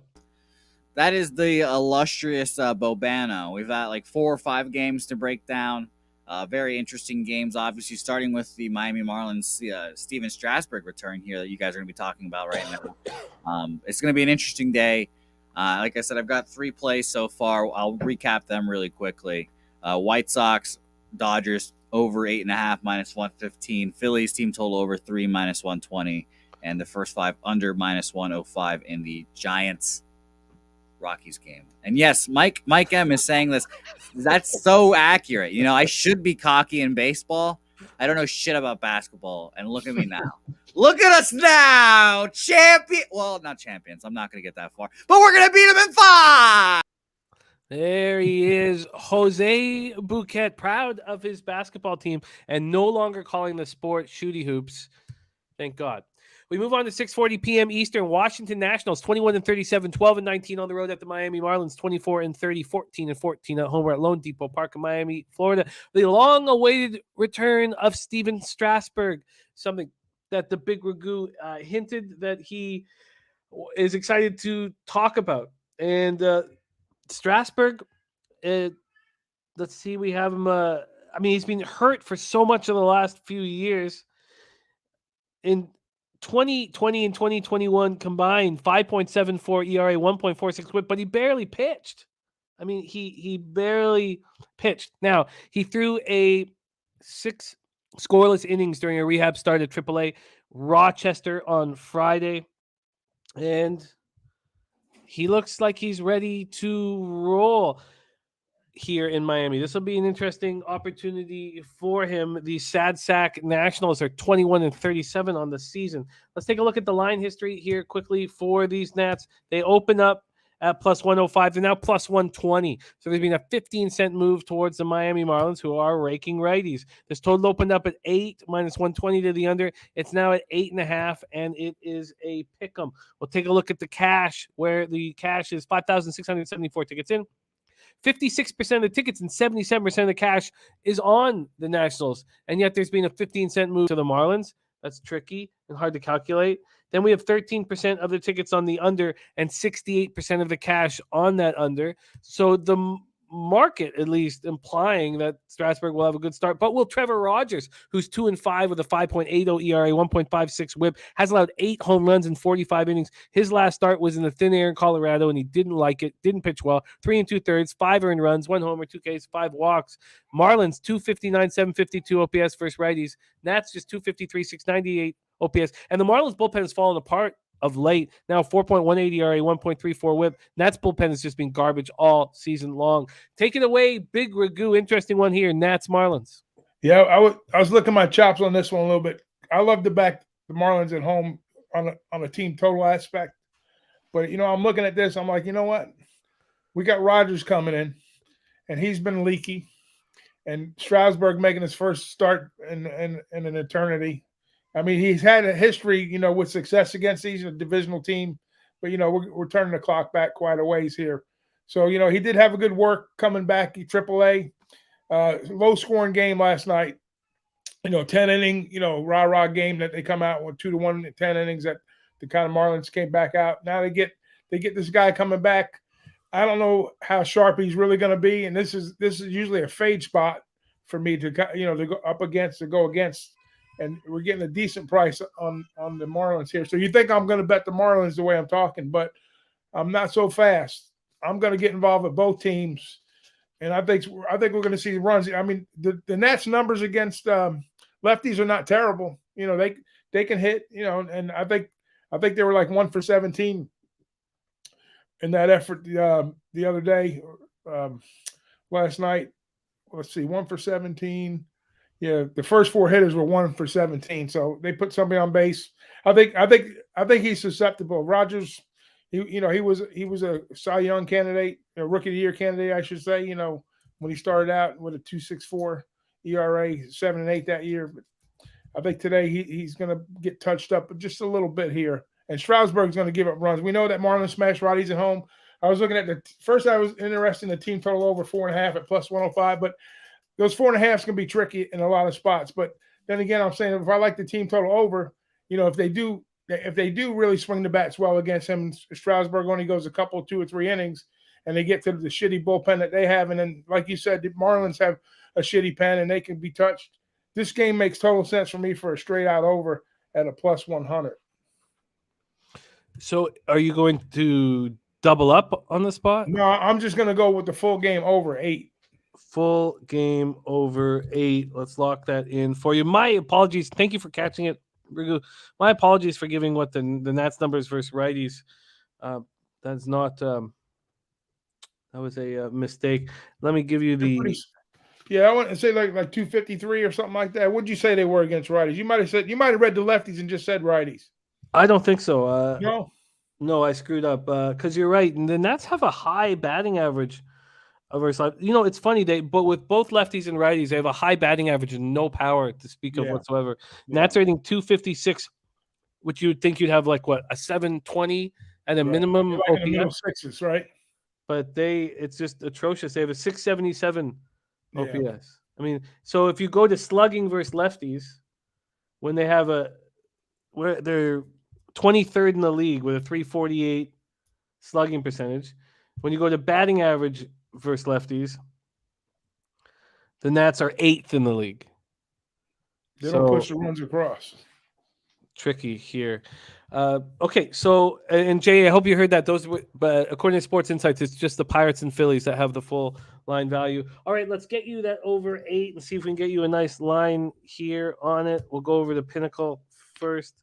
The Nats, Marlins here. Wow, it's moved to 8.5 here. Huh. So the 8 then is at minus 126. Let's see if I can do better than that. Here, I can get it minus 121 at Circa. All right, let's do that. All right, Have good luck with Circa. Over 8 at minus 121 for the Big Ragoo. All right. And Billy Friedrich says Marlins 7-1 so far versus the Nats. I have yet to add anything to my action right now. I'm still just sitting here with the double up on the Rays. We move on to 7:10 p.m. Eastern. Oakland Athletics at the Cleveland Guardians. The A's are 20-38, 13-15 on the road. Guardians 26-26, 13-9 at home. Two things jump out for the Guardians, but the first one is this bullpen is so good. You can trust when you have a lead with this ball club. The tough thing is getting the leads, but if you can get one, this team is lights out. 2.93 ERA, 1.06 WHIP right now. It just keeps looking better and better as the season goes on. They are hitting righties still. I mean, it's not quite what they were doing at the beginning of the year, but they're still hitting righties. 253, 723 OPS over the season. All right, we are in Progressive Field at Cleveland, in Cleveland, Ohio. Let's go to the weather first here in Cleveland. 69 Fahrenheit at first pitch, left to right, 7.6 miles per hour. It stays left to right throughout the ball game and stays between 7.3 and 7.8 miles per hour. Let's move over to the line history in this one. Caprillion versus Pilkington. God, Caprilion's been just trash so far this year. Opens up with the Guardians at minus 170. Goes all the way up to minus 185 by 8:41 this morning, but it's dropped down to minus 175. So it's been a 5-cent move towards the Guardians. From a total perspective, it was minus 120 to the over. There was a 5-cent move to the under at one point, but it came back. So it's right where it started, minus 120 to the over. D. Jenkins saying Guardians team total against righties has been money. And Nolan knows about that last game that we just spoke on, said Trevor Rogers shut them down once this season. 6 innings, 2 hits, 1 run. Okay, let's go over this spot here and see where the cash lies in this Guardian spot. 5,951 tickets in, 82% of the tickets, 90% of the cash on the Guardians, and just a 5-cent move. Strange. 60% of the tickets and 41% of the cash is on the over. And we talk about the A's worst in the league against righties. It's not the case against lefties. Now, they're not good against lefties, but they're not the worst in the league. 223 with a 643 OPS. Caprillion coming off a rough start at home versus the Red Sox, who are raking. Went 5 in the third, 5 hits, 4 earned runs, 1 homer, 1 K, 2 walks. He has a 6.06 ERA, a 1.35 WHIP, allowed 7 home runs in 32 2/3. Pilkington has looked very good.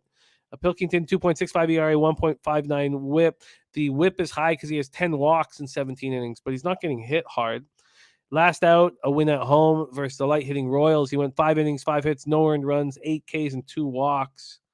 Take it away here, Ragoo. Is there an angle that we should be moving on? A's, Guardians. Yeah, we look at Pilkington. They're trying to give him these matchups like, Caprillion here and the last one he had, so the lower staff guy called up, early on for these guys. So the jury's still going to be out on him. But what has Oakland been doing that we can go, say, hey, let's get behind Oakland at a price here or some way that we could back Oakland. But they're just they're horrific. They're like last in the league in almost all the offensive categories, a bunch of them anyways. And I don't see any way that we can get to the window with Oakland. The only shot I see with the Guardians some of the numbers are juiced, like the team totals are juiced pretty well. The run lines are juiced. Maybe a first half 5, first 5 minus a half at minus 120, but I just kind of shied away from it because I'm still not sold, even though Pinkleton's doing a fair job. Here we go again. I'm not going to say he's due to get touched up, but they got to show me a little bit more against. He got lower level quality that he can probably face here and probably hold his own, but they're all professionals, and you never know what can happen on any given day. So I would just lean with the first 5 run line, first 5 minus a half, minus 120 here. So even though Cleveland can probably smash them, I want to see a little bit more from Pinkleton before I back him. That makes sense to me. I'm starting to lean towards this full game under right now. Matty Ice joins us just in time for the taint play of the day. Is on the Guardians minus 1.5 here at plus 110. Another plus line spot here. Yeah, there you go. That's a perfect look right there. If you're going to back Cleveland, that's the look. Taint doing it again. Shout out to our friend Matty Ice and Taint.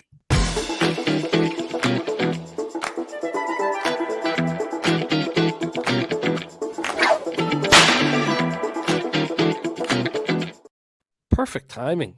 Taint play they popping in right when his game is up.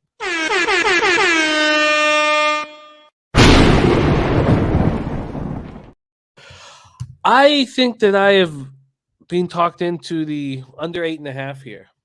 And I know that the A's don't hit. And if Pilkington gets into any trouble, we go to this bullpen that's so good. Then I don't care that the Guardians number is 253, 723 OPS versus righties.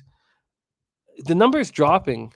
Jose, could you get me the numbers on the Guardians versus righties, in the last 15 days or the last 7 days? Because we know what they did off the top of the season. They were raking. I'd be very curious to see what they are of late, because I think this under 8.5 is possible, especially with the wind right across the diamond, right to left, which will help a little bit with the pitcher's movement. Jose, what have you found for me? So I'll use the beginning of this month. So Perfect. It's June. They are the Cleveland Guardians, 104 weighted runs created plus against righties, if you want to use that. Strikeout percent at 10.2%. They're hitting 255 with a 333 OBP and a 703 OPS. If you're looking at OPS, just specifically OPS, they're 16th. So about average. But yes, obviously has been down as of late. Well, I thank you very much for that, Jose. It's beautiful. I'm going to take this under 8.5 at plus money. Now, yes, I'm going to need a good start from Caprillion. And look, that's extremely questionable here. But the fact that there's been just a 5-cent move to the Guardians, 5-cent move with 82% of the tickets and 90% of the cash on the Guardians, tells me that one of two things is going to happen. And you kind of Ragoo talked that it's possible that Pilkington gets touched here, or Caprillion pitches really well. So, and we also heard from Pistol Pete Loshak talking about how the A's ballpark is, just death for offense. So when they get out of that ballpark, they're capable of more offense. With all that being said, I think the under 8.5. I think the under 8.5 is going to be in addition to my card. Full game under 8.5 in Oakland, Cleveland. Okay, let's move on. And we have taint play today minus 1.5 for Cleveland. We have a few games left, so let's keep rolling here. And Jose, we'd also like to have your take on the Red Sox Angels game at 9:38 p.m. as you know, this Red Sox team inside and out. Let's go to 7:20 p.m. Eastern. Pittsburgh Pirates at Atlanta Braves. Pirates 24-30, 11-13 on the road. Not a bad record for the Buccos. Braves 30-27, 16-14 at home. We're at Truist Park in Atlanta, Georgia. We will start with the weather in Atlanta. 81 Fahrenheit at first pitch, 8.7 miles per hour out to left center, and it stays. It goes down to 7.4 miles per hour, so it stays between 8.7 and 7.4 through the entire game. Take a look at the line history in this one here, and wow, unless this is wow, the Reds are loaded against Davies with no out. Look at Brandon Drury this year. God, he's been much better than I could have expected. Let's take a look at the market here. There's been a 5-cent move to the Pirates. And from a total perspective, it opened up at 8, and it's now at 8.5. And it's at 8.5 juiced to the over at minus 120. So it's at 8.5 and juiced to the over in Pirates Braves. Let's take a look at where the cash lies here. In this one, we have, as I said off the top, you had full line value with the Phillies. Now you have full line value with Brubaker and the Pirates. And listen to this. Wow. Look at this. 14% of the tickets are on Pittsburgh and 55% of the cash. Wow. 52% of tickets, 57% of cash is on the under. Brubaker is someone that I want to back in certain situations. I just haven't found him because he hasn't been good and he doesn't have a win on the season. His last start, 4 innings, 8 hits, 6 runs, 5 of which were earned, 3 homers, 3 Ks, 1 walk, and 8-6 loss at home to the D-backs. 4.70 ERA, 1.45 whip on the season, has allowed 8 home runs and 51 2/3. Going up against Max Fried, who looked awesome in the thin air against a Colorado team that rakes against lefties. 8 innings, 2 hits, no earned runs, 4 Ks, 1 walk, 2.74 ERA, 1.01 whip. He's a hell of a pitcher. 61 Ks in 69 innings, just 12 walks, 5 home runs allowed. Pirates aren't hitting lefties, 227, 666 OPS. Braves don't hit righties, 238, 706 OPS. Pirates bullpen 4 ERA, 1.31 whip. Braves bullpen 3.11 ERA, 1.17 whip. Drug Monkey RX, I use Sports Insights for the ticket count. It's expensive, and it's just the gold standard in the industry. Take it away here, Ragoo. Pirates, Braves, interesting with these big bets coming in on the Buccos. Yeah, very interesting. I went back and looked while you were talking, and I looked at all the Pirates road series. They haven't got swept yet. So, Wow. I mean, we know they had that big series against the Dodgers, which kind of padded Jose's wallet to the max. But Brubaker looking for his first W, 0-3 on the road. I think they're hitting like 228 versus lefties, 666 on the Devil's mark on the OPS numbers there. But I think he split career-wise is 1-1 versus, Lone Start. He lost May of last year. 7 runs he yielded at Atlanta. So now he gets to go back down to Atlanta. Went 5 1/3. But I would keep that in your back pocket. If you're going to back the Pirates and you don't get the win here, maybe you get a big plus game and you come out ahead a little bit here. But I was trying to look for a way to maybe get behind the Braves. But like I said, a lot of those numbers are north of where I like to be. For trying to keep my money line, average money line bet or money bet down a little bit. I like to stay like that around the even plus 105, minus 105. Long term. But when you start betting minus 250s and stuff like that, maybe look to the team total with the Braves here. That's a good look, I think, possibly. Let me see what we get on that, Jimmy. What do we get on the team total for the Braves? I'll grab that for you right here. I think Brubaker will get touched by the Braves. I know they had a big win last night, 13-2 over the A's. So I usually don't come back on teams when they score big numbers like that. Coming back-to-back games, but maybe they can get away with maybe a little run line action here, possibly at a plus price. Maybe that's the way you attack it, even though it's a home team. I like that look too, actually. So let me see what you have on the team total and the run line. I think is like plus 115, somewhere around there. Yeah, you get up to plus 119, plus 120. It's very high, the team total here. Yeah. Well, I can give you 2 options here. The Pinnacle has it 5.5 at plus 111, but Circa has it at 5 at minus 109. 5, yeah. I usually like to. I don't usually like to get anything above 4.5 on a team total. But you know what? I think I'm gonna pass on this one. I took a little pause with the money coming back the other way. You know, like I say, just sit back and watch and see if they lose. If they win this, and come back and pound the Braves tomorrow, because I doubt they sweep the Braves like they swept the Dodgers, because the Braves will hit the ball. I mean, the Braves have won like 7 in a row and freed his money. So I don't see it, but maybe the Sharks see something I don't. But I just have to stay away on here. It's just too juicy for me to just get involved, and I'm not going to back the Pirates here. Yeah, well put. I'm off it as well. 3-0 Reds now. Let's get Armchair MMA, a casher, to start out his birthday. All right. We have now arrived at Dylan Bundy Day for the Big Ragoo. I know it brings great joy. Great joy. Fading Bundy. Nice work, Jose. Nice work, Jose. Yes, and you had a nice casher fading Bundy last week on the run line. That was the only win the Jays got from the Twins in the 3-game series. Yeah. Yankees, Twinkies. Yankees 40-16, 17-9 on the road at the Twins, 33-25, 18-12 at home.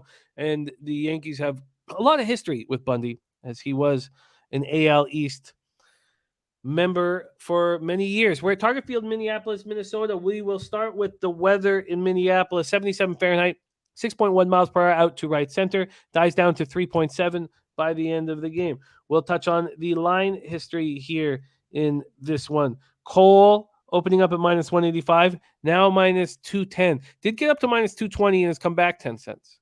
Then from a total look, opened up at 8, went up to 8.5 at 9:14 p.m. last night, back to 8 at 8:13 this morning. These are from Bet365. Let's take a look at the cash here in this one.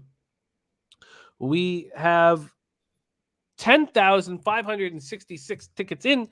And so there's just tiny slivers of line value, according to Sports Insight sites, other than the 2 Pennsylvania teams. But there's one with a fifth, I would say 20% line value here. I told you both Philly and Pittsburgh are full, hundo. But it's the Yankees here.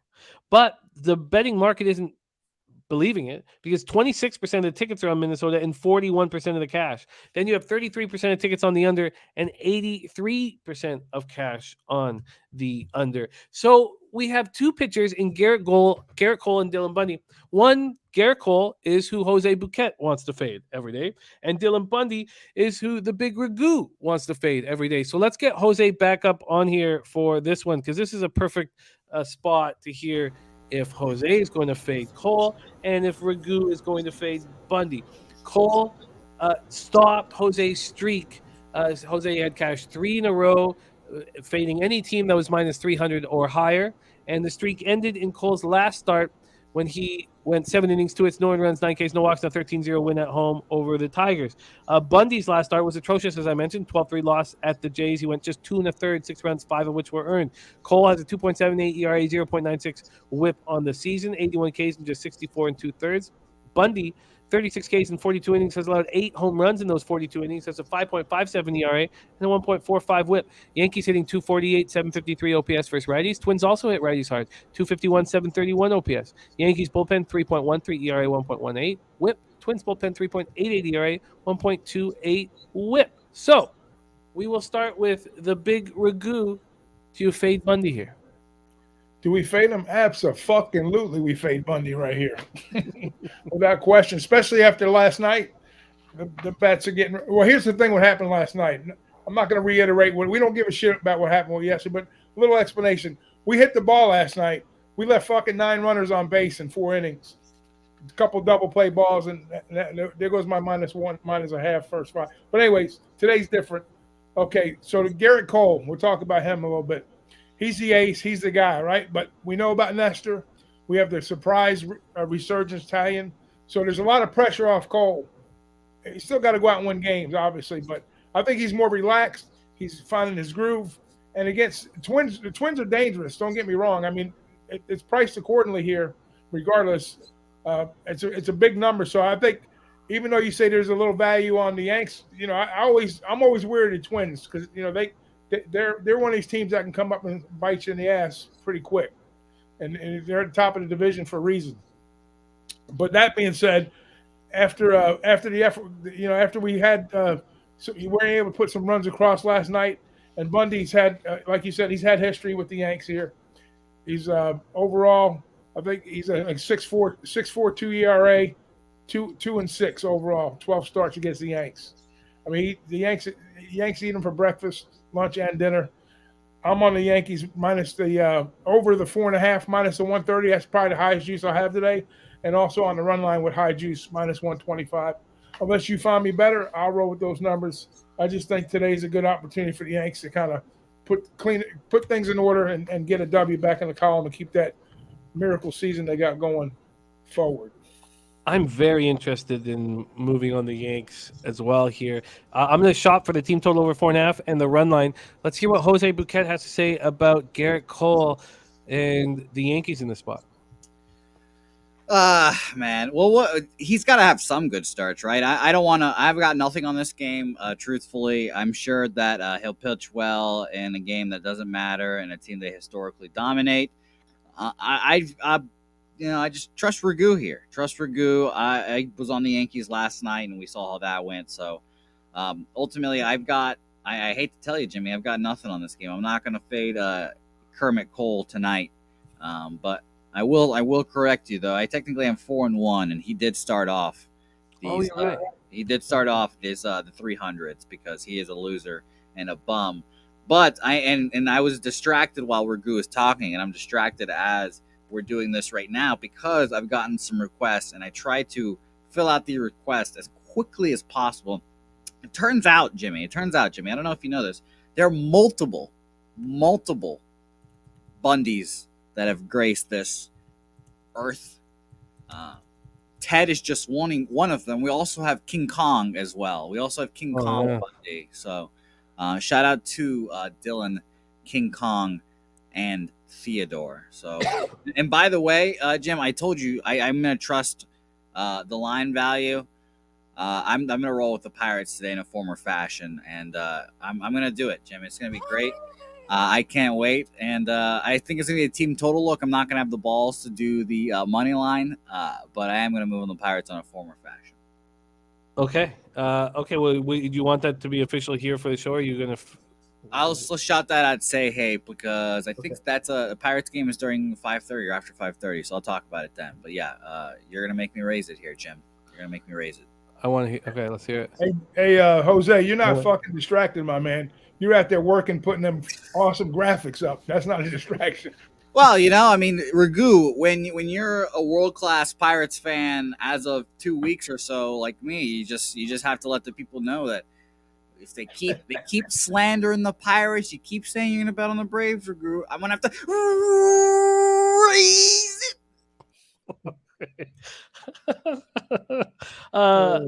I love it every time. You do have some options here, Ragoo. You have some options. Minus 126 was the best I could find on the run line. But you have some options on the team total.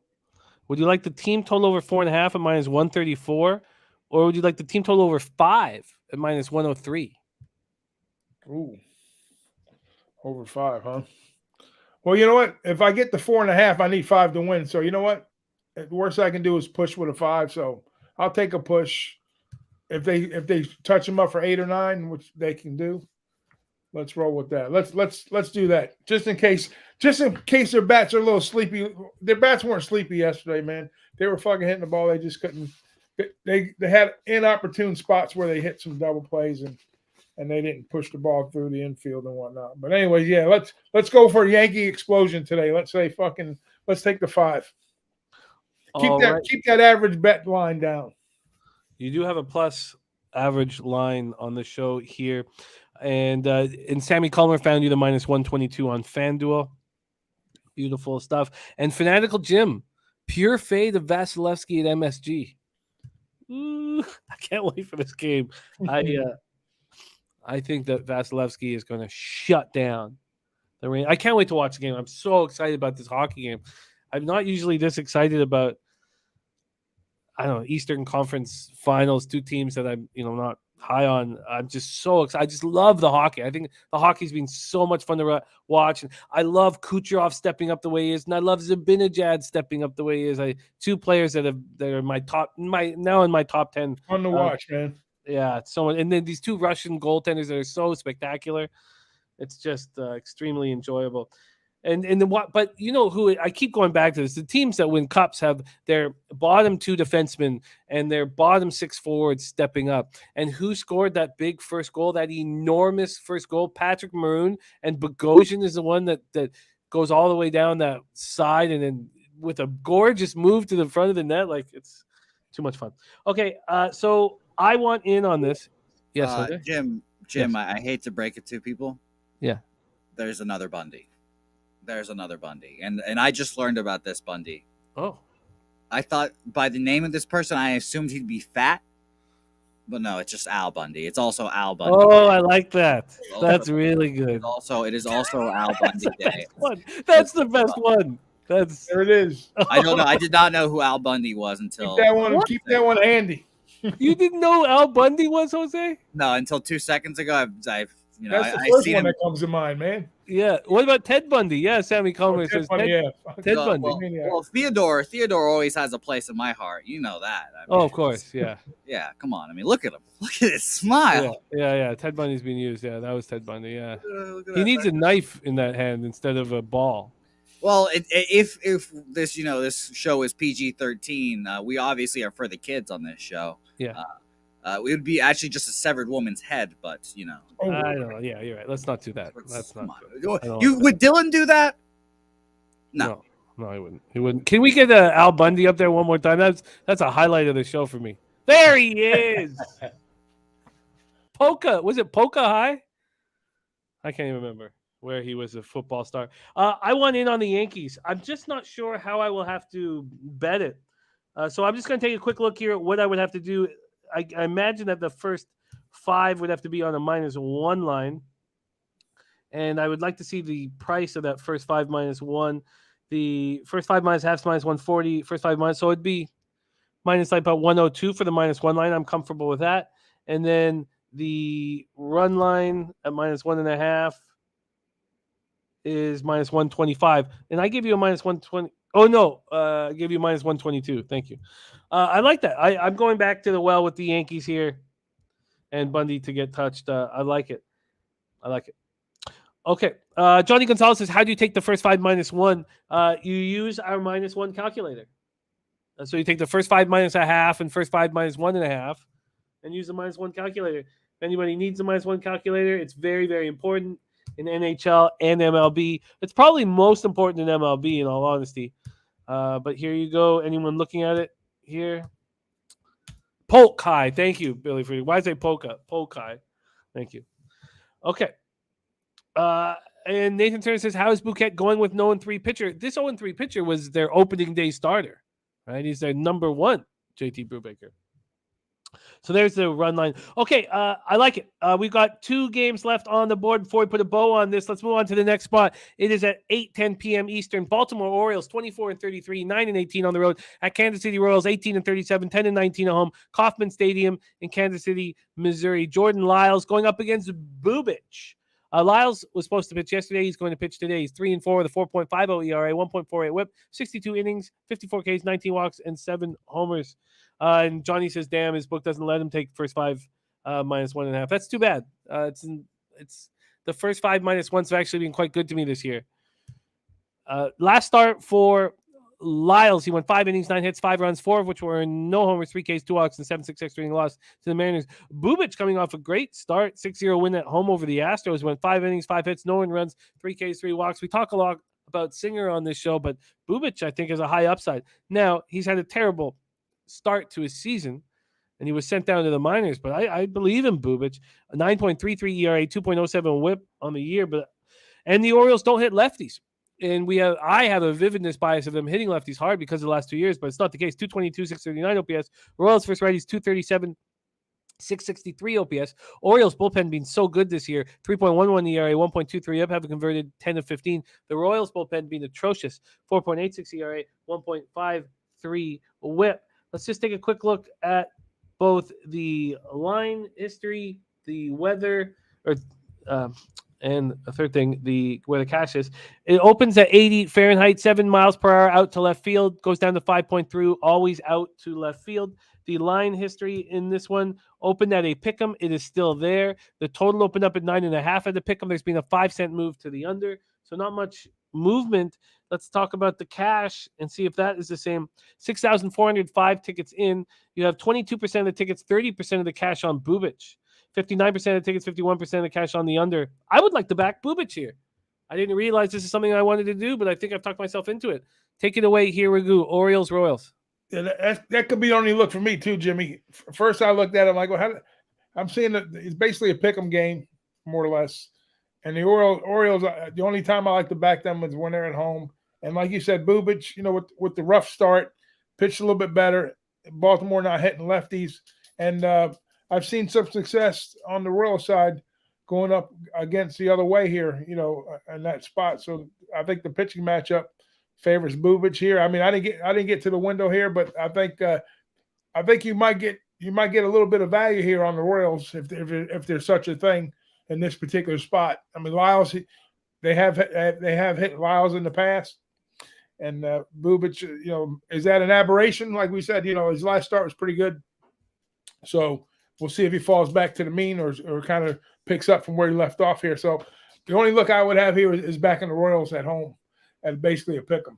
But I'm not going to get to the window with it. But I mean, are you playing it and you getting to the window with it? I am getting to the window with it, but only first 5. It's a high total. It is a high total. A lot of volatility. Yeah. And Max Weiss says Bubic is legit against these Orioles. I'm going to move on to them first 5. Now, I did like a couple of the pieces out of the pen in that series versus the Jays, but they just can't be trusted. And this Orioles bullpen is very good. So I think there's too big of an advantage when it comes to the bullpen. But I'm going to take the Royals to get a couple off of Lyles, and I'm going to take the first 5. How about this look? What do you think about -0.5 plus 125?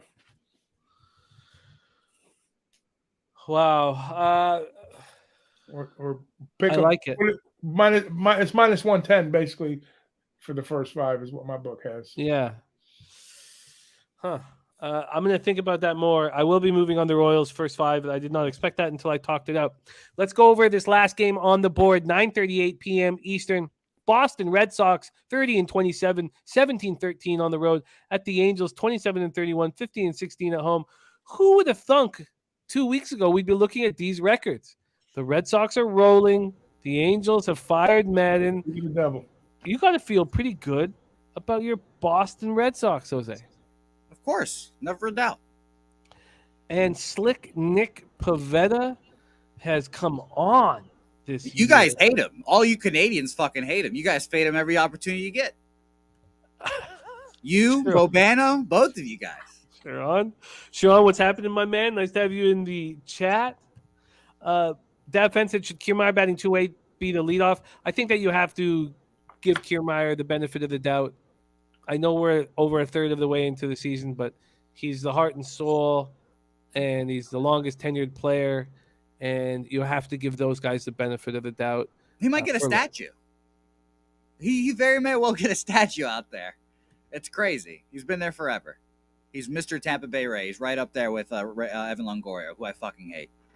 Wow, I never thought of Kiermaier in that way, but Yeah, it's Evan Longoria, David Price, is it Wade Boggs who was on the Red Sox and also on the Rays? I forget. And Kiermaier. Those are the 4 Tampa Bay Rays of the Mount Rushmore right there. well, I remember when Kevin Pillar would be starfishing in the outfield, and he thought that he was a better center fielder than Kiermaier, and said that he deserved the Gold Glove, splashing around, doing the splits in the outfield because he can't track a ball and isn't fast. Let's talk about this spot. Pivetta Ohtani. Pivetta 5-4, 3.50 ERA, 1.10 WHIP. Excuse me, man. He's been so good. Ohtani coming off yet another terrible performance against the Yankees, and they're saying that the Yankees know what pitch is coming with Ohtani. If the Yankees know what pitch is coming against Ohtani, you'd have to assume that other teams will as well. Red Sox are hitting 258, 724 OPS versus righties. Angels 240, 720 OPS versus righties. Angels bullpen 4.24 ERA, 1.21 WHIP. Red Sox bullpen 3.75 ERA, 1.20 WHIP. So let's touch the weather. First, 75 Fahrenheit, 8.1 miles per hour out to center. It's starting to warm up a little bit in LA. 5.6 miles per hour is the lightest. Then we'll take a look at the line history in this spot. In Anaheim, we have a 20-cent move to the Boston Red Sox. They opened up at plus 120. They're now plus 100. Excuse me. And this total opened up at 7.5 and is now at 8. Let's start with Jose Bouquet. His Red Sox in play. Are you moving on this? I will admit, I do have some trepidations just because I watched Shohei Ohtani have the best start of his career against these Red Sox earlier in the year. And I'm going to look the game score up of it. But I will say it's probably the best pitch game of the year. It was so dominant. His split was disgusting. He didn't walk anyone. He was throwing strikes. It was scary. I shit myself a little bit, I will admit. And I'm going to pull up the split right now. But I just think it's a Red Sox spot again. That's the worry and the concern.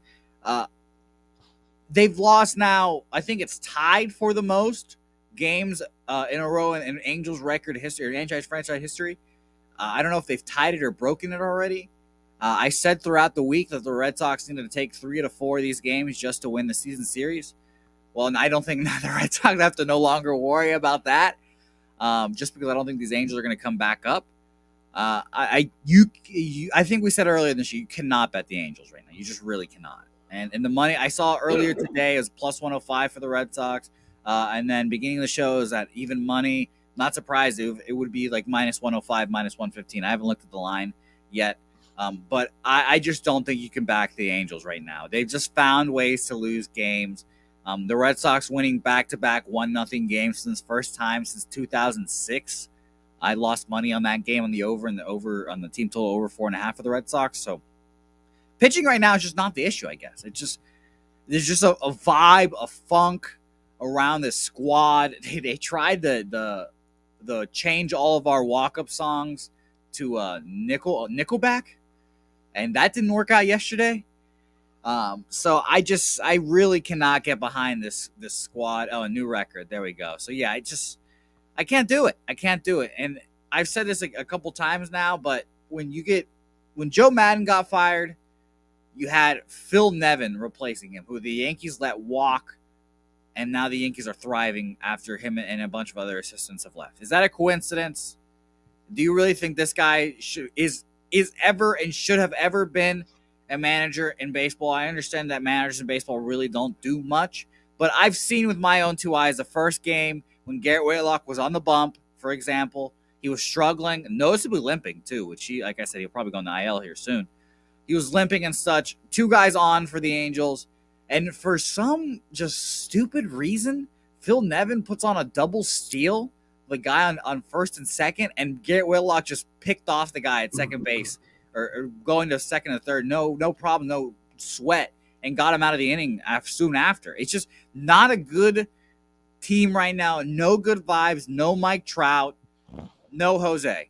So if I'm on anything, I would be on the Red Sox full game money line here. I have not done my full in-depth cap about this. This is just me talking about the Red Sox as I do, but it'd be Red Sox or nothing for me. Just can't take this team. Red Sox or nothing. Very quickly to answer Armchair MMA's note, and it's very important, is the highest ROI that we know of on Angles is if a team has a 7+ win streak and switches cities. So that's not happening here. They're not switching cities. So that's the big note. So if a team's going 7, and this is in the NHL too, in basketball, all team sports, if you won, not football obviously, but if you won 7 straight and then you switch cities, fade immediately. Let's hear what the Big Ragoo has to say about this spot. Oh, and I didn't give the cash, and I apologize for that. 8,057 tickets in, 41% of tickets, 42% of the cash on the Angels, 69% of tickets on the over. We don't have a cash flow on it yet. Take it away, Ragoo. Last game on the board, Red Sox Angels. So Pavetta pulled a Bundy but in the opposite direction. Bundy won his first 3 games Mm-hmm. and lost his last 3. Now Pavetta, he's won his last 4? Like four. He's on fire. So I mean, I gotta take it from our Boston expert here. My look initially was to take Boston Red Sox on the money line the first 5 at a plus 100. And I think I'm going to do that. As a matter of fact, I didn't have it official. I had it as a look. Matter of fact, I didn't. My sheet is completely blank for Boston here. But you know what, Jose, you didn't push me over the edge, but I got so fucking motivated to listen to your rant. I says, you know what, I got a ton of plays today. I might as well cap it off with a fuck Pavetta, fuck Ohtani. Let's get the job done. Let's cash a ticket. Give me the Red Sox plus 100, first 5. Yeah, I mean, hey, my only pushback would be I like full game just because Ohtani's a murderer. He's a fucking murderer. He's an axe murderer. I was looking towards the first 5 under too, 4 runs. But I said, just in case one of these guys gets touched. If I'm going to lose, I'm going to lose the under anyway. So, I mean, if Boston's not going to win the first 5, it's not going to be because it's going to be an over anyway. So I might as well roll with Boston bats and hopefully they get the job done that way. Well, I can get you a nice plus 111 on that, Ragoo. Yeah, so, let's take the 111. Ragoo, first 5 plus 111. I see a bounce back day in your future, Jose. Go get him. Jose Say plays of the day is at 5:30 p.m. Eastern, and his special guest today is Babano, who is being white hot in MLB on this show. I'm going to ask Bobano if he was on the right side of history yesterday, and if he wasn't, he might not be the guest tomorrow. I'd cut him immediately. But he is 42-30 on this show, 58.3% plus 10.12 units, ROI plus 14.06%, average line minus 105. And to make that more extremely impressive, he started the year 1-9 on this show. 1-9. So he's 41-21 since then. Lee Davis says during the Yankees game, the commentator said that Ohtani has a 5+ ERA on an extra day's rest. And I will say this, a compliment to the Yankees real quick. I think probably by far they're the best at catching pitchers tipping. John Boy from John Boy Media made a great video about them catching a Tigers pitcher tipping, and it was pretty obvious. But you know, I don't watch those games that like intensely, so I'm not going to notice him. He noticed it, so shout out to him. But it was just like a head thing, and the Yankees are the best at that. So Ohtani tipping there is well, I guess the Yankees catching Ohtani tipping there is not a surprise. You know, they're that good at it, and maybe that's a thing from the new coaches right there. Shout out to the Yankees for not smashing the garbage can in the dugout. Yeah, they're doing it like reasonable classic human beings. Yeah, they're classic. I love it, Jose. Have a great show today, and thank you for your insights here with us. And great job with the producing on the fly. You did some great work. I love the Al Bundy. And well, you'll see me again here, Jimmy, because at the end of the show, there's another official play. Oh, okay. We have another official play at the end of the show. All right, let's review action here, and let's see what we have in MLB. We get our card started here. The game that popped off 20 minutes ago in Tampa. What are we dealing with? 0-0 in the bottom of the second. I need them to get to Michaelis. I'm on a doubled up here. Rays first 5 -1/2 and full game -1. Ragoo's on McClanahan over 7.5 strikeouts. So he's only gone through the first inning against these.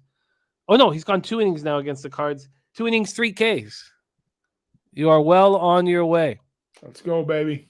2 innings, 3 Ks. You are well on your way. Josh Benedict went 4-0 yesterday. I love seeing that. Oh, this is Coach. Okay, what up, brothers and bets, my man?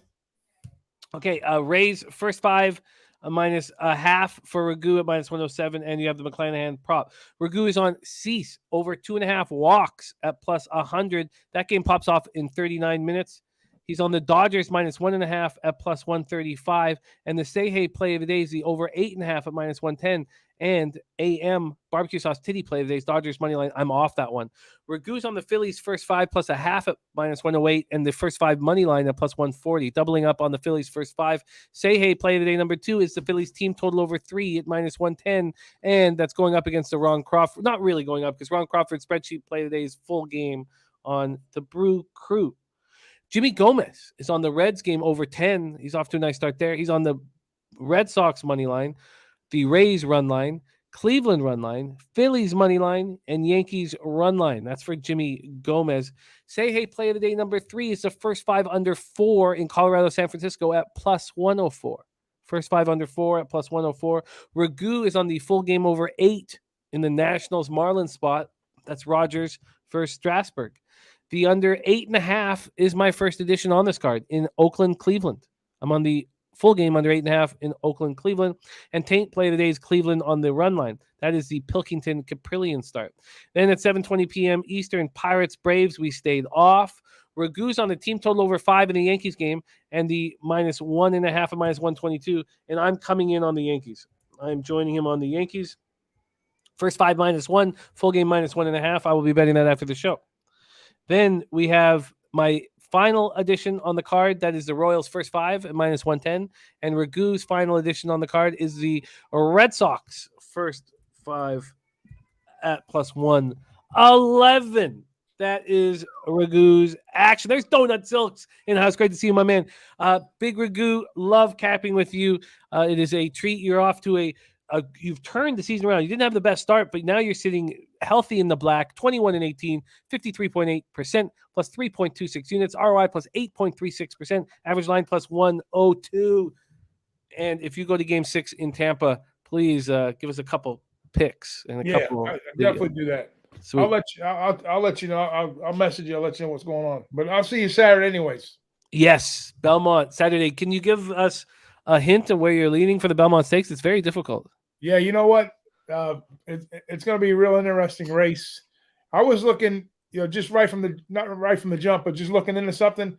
This Philly nest that Pletcher's got, kind of reminiscent of Rags to Riches. Not the same storyline, but just this. She's all the buzz. This horse here, and she's got the APND bloodlines. Like Rags to Riches, but on the damn side, loaded with talent up and down. Rags, with APND, Smart Strike, Mr. Prospector, all the big talented horses on that side. But out of Curlin, I love me some Curlin to get the distance. So it's going to be an interesting look. 8-1. There's a lot of short numbers up top above her. So, maybe some play on her, possibly. We'll see. It's funny. It's funny you mentioned Nest because Dennis Garcia is very high on Nest. And it looks like it's going to be Nest for Dennis Garcia. I want to find a horse that can get up to the front or be close to the front. And when I look at the price plays, I'm looking at Barber Road. And Barber Road, I don't want to sit there with a horse that has no speed at all, because we just don't, that doesn't work in a 1.5 mile race. So I've got to stop it. It was just that the number with the blinkers off angle has me interested. But if he's sitting, 10 lengths off the lead or 9 lengths off the lead, it's over, But I like the blinkers off.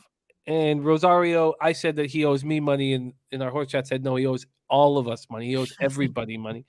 But I think you were right on Nest. Now, I think that Creative Minister runs the type of race that I'm looking for. The problem is, he's running, it's as if he's running in the all races of the Triple Crown, because he was in that optional claimer 80K on Derby Day. And I don't want a horse that's running his third race in 5 weeks. Yeah. And that's enough for me to cut Creative Minister, even though I agree. And then I don't want We the People at this price. Yeah. Too short. And then let's just do one last look at the weather here. I mean, if it's raining, does that give We the People an even better opportunity here? Because we know that he just won in the rain. I mean, we got shot. Oh, it stops. Oh no, that's Sunday. What the hell am I doing? Now it looks like it's not raining on Saturday. Yeah. Oh, yes. Yes. Oh, that's great news. And that Belmont surface is a little different than anywhere else too. So you always got to keep that in mind. They either love it or hate it over there. I'm looking to bet horses that are or somebody that's a hometown hero per se. You know, like they usually kind of show up in the big race. I mean, if we're not on the Triple Crown Trail, because of the way the Triple Crown's been weird the past few years, man. I mean, the last 3 years it's just had a weird, vibe to it. Just all the shit that's been happening. But who knows? Maybe we get a repeat of the Philly. Hearing you interested in the Philly, Dennis is high on the Philly. I'm so happy it's going to be nice weather. I love Big Sandy. I've only been there once, but man, it was magic. That's exciting. Place. What do you? Okay, well, we'll have lots of time to talk about all this stuff on Saturday. I'm so excited that you'll be joining us, Ragoo. I love capping with you, my friend. Please follow our man Ragoo on Twitter at Big Ragoo 62. And I do truly cherish these opportunities to cap with you. You make us all better. Any last words for the cappers in the chat? We got the best chat in the world, man. That's all I got to say. We've been capping together for 5+ years now. We'll keep that money train going, and we'll beat the juice together. I love it. There he is, the Big Ragoo, coming to us from horse country, Ocala, Florida. And Donut Silk says, "We the people toss." Yes, I plan to do that.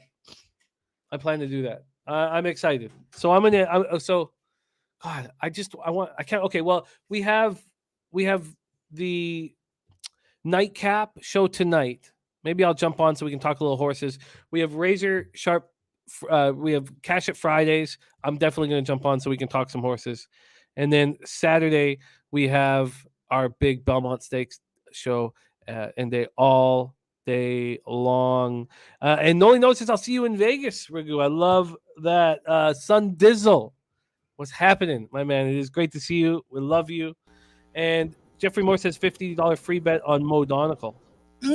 That's his name's Mo Dongle, actually. What did you? I'm happy Sun Dizzle's here. Yeah, I want Sun Dizzle here for this. Okay. And I just want all of the Warriors backers here for this. Because, Jimmy, yes, what have I said from the moment that series got locked in? The Celtics would dominate this team. They're bigger, faster, stronger. There's only one guy to worry about on the court, and his name is Wardell. And he can get his 30, but no one else can. Klay Thompson, congratulations for having the best game he's had for a long time. That's just not going to happen again. And Jimmy, officially, you think I average line? I don't care about that because I know I take plus 900 dogs, and my average line is phenomenal, even though you haven't done your fucking taxes. I'm taking the Red Sox money line -1. Red Sox. I'm taking the Celtics money line -170 for Game 5. You want to lock that in? Yes, of course. I'm taking them every game, and because, like I said, they're not going to win another game this series, Jim. They're not going to. They're mentally just broken. You know what broke them, Jim? It took a 12-year-old child saying, "Fuck you, Draymond Green, you pussy bitch," and from the front row to get this team shook. They didn't know what to do when the crowd just started yelling, "Fuck Draymond." They didn't know what to do. They were shook. Oh my gosh. I mean, did you see the quotes after? Oh my God. I'm drinking it like honey. I'm drinking it like honey. I lick the tears off of Steve Kerr's face. Just give it to me all. Classy. It's just so classy. Steve Kerr. Oh my God. The Warriors are so soft, Jim. They're done. They're finished. They're not done, Jim. They're finished. It's over. I love it. I'm very excited about these takes, and it'll be very fun to see you and Durrell sharing the screen tomorrow. You've locked in your -170 on the Celtics. Do you want me to build the Red Sox -1? No. Don't worry about that. I'm just heated over here because I'm not trying, I guess. This is all unfortunately very genuine because people are wondering why I care about this stuff so much. But I just get my teams mixed up when I care about something so much. But and by the way, I will say Dennis Garcia calling Al Horford dirty for that play, it makes my day. That has honestly just made my day. Al Horford being called dirty is hilarious. It is just so great. It is so I can get you a minus 164, but on the money line. But did you not want Red Sox -1? No. Okay, sorry, my bad. I don't know where you got that from. I don't know where you got that from, but it's okay. Hey, we're gonna win today. Okay, I love it. Say hey, play today. Celtics -164, locking it in. And again, I want you with. I don't want to set it up tomorrow with Daryl. So, but I want you to come in at your leisure at some point while Daryl's talking. Okay? It might be immediately. It might be the first mention of Jordan Poole. I'm storming in because that guy's a fucking joke. Okay, and joke. Johnny Gilpatrick was wondering if you will be making a race call for us on Saturday. Of course I will.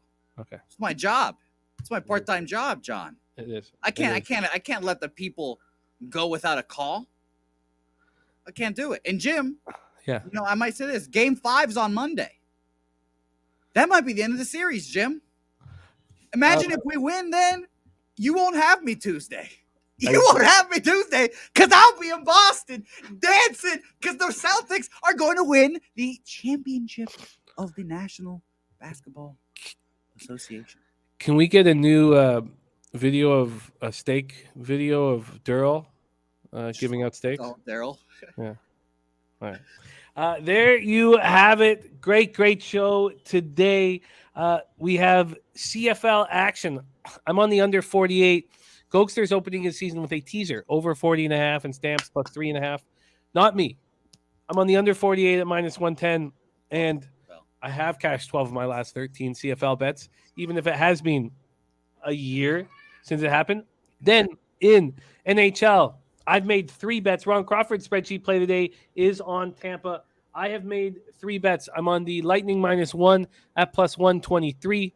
Exciting. I'm on the Rangers first period no goal at -115.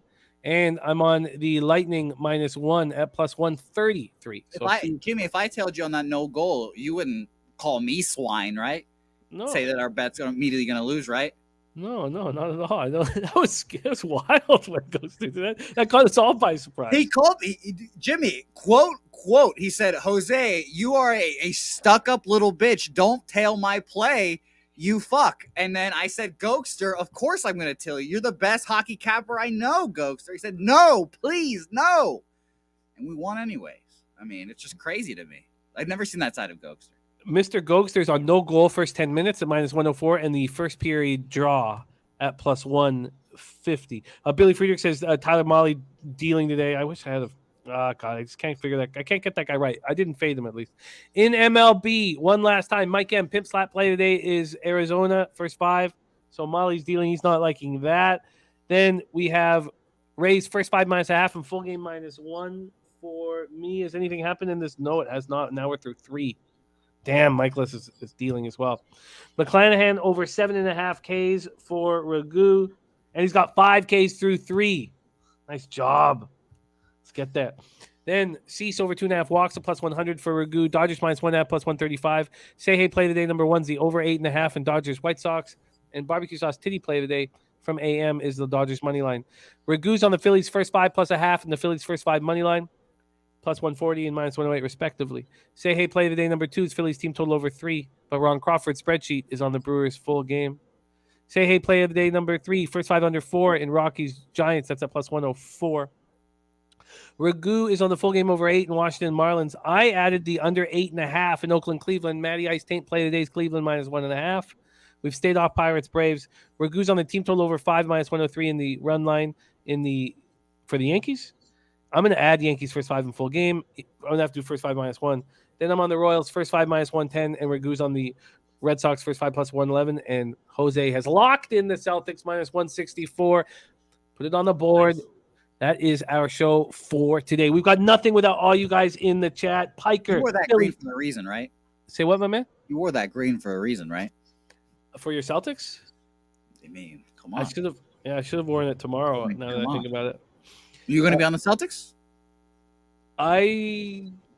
Again, Jimmy, I just want you to be on the right side of history, Jim. That's all I want.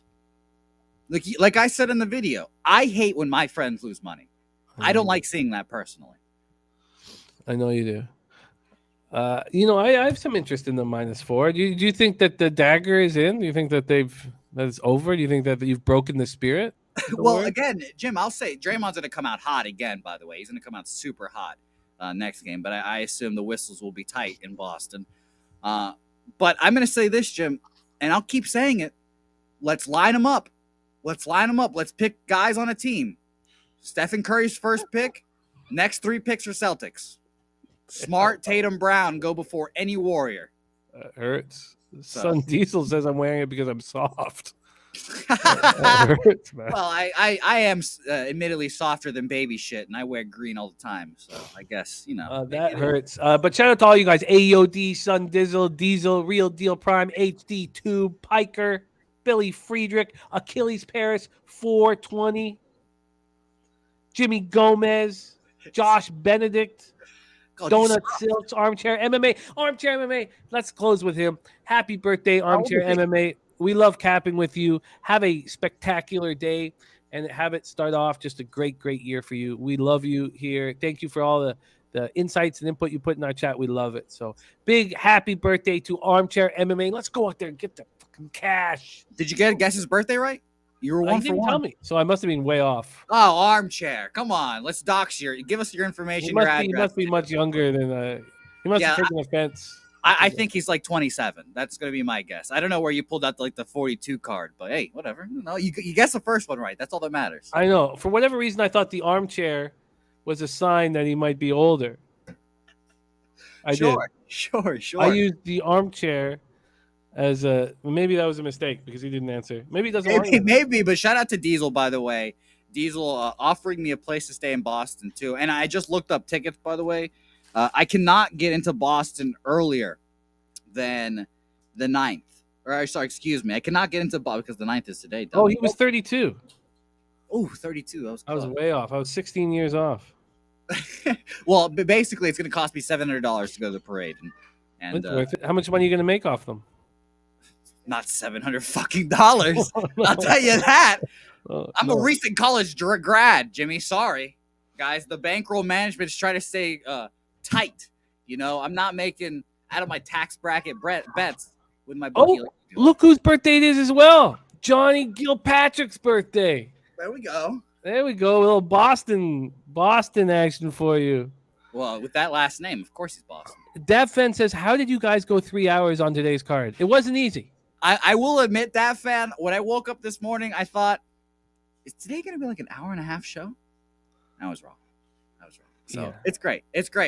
Diesel, I will for sure be in Boston in September, so we'll meet up then, if anything. But it's going to be a great time. I can't wait. Oh, Ron Kozlowski says he's got 4 kids, so he said he might as well have been 48. Respect, Armchair and Johnny Gilpatrick. Great guys. Happy birthday to you both. A great day. June 9th is. Enjoy your days, but let's get that cash. And we are less than 48. Well, we're a little over 48 hours to the actual Belmont Stakes, but Belmont Day here on Saturday. I can't wait. Thank you guys all for your support. And Jose, I think this has been Jose's greatest week as producer of this show. You've just been on, and you've been a lot of fun. So keep up the great work and keep upsetting Warriors fans and keep dancing. The haters are sick. You know what we're ending on today, Jim. They're sick. The Celtics in 5. We're going to do it again. 18 banners and all of them real, unlike the Lakers banners from Minnesota. You fucking losers. That's for you, Trot Web. Even though you're on the right side of history, just remember, you're a loser Celtics or Lakers fan too. You bum.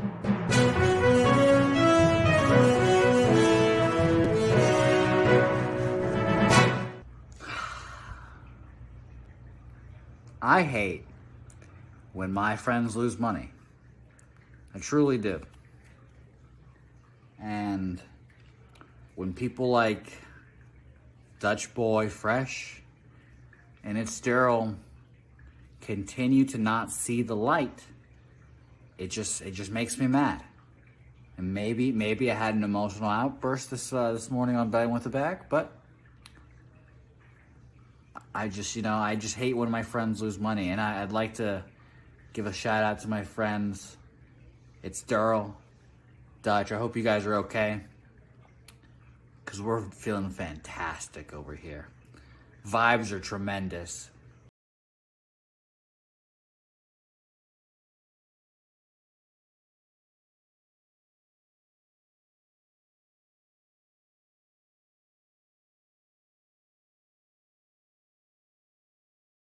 Yeah.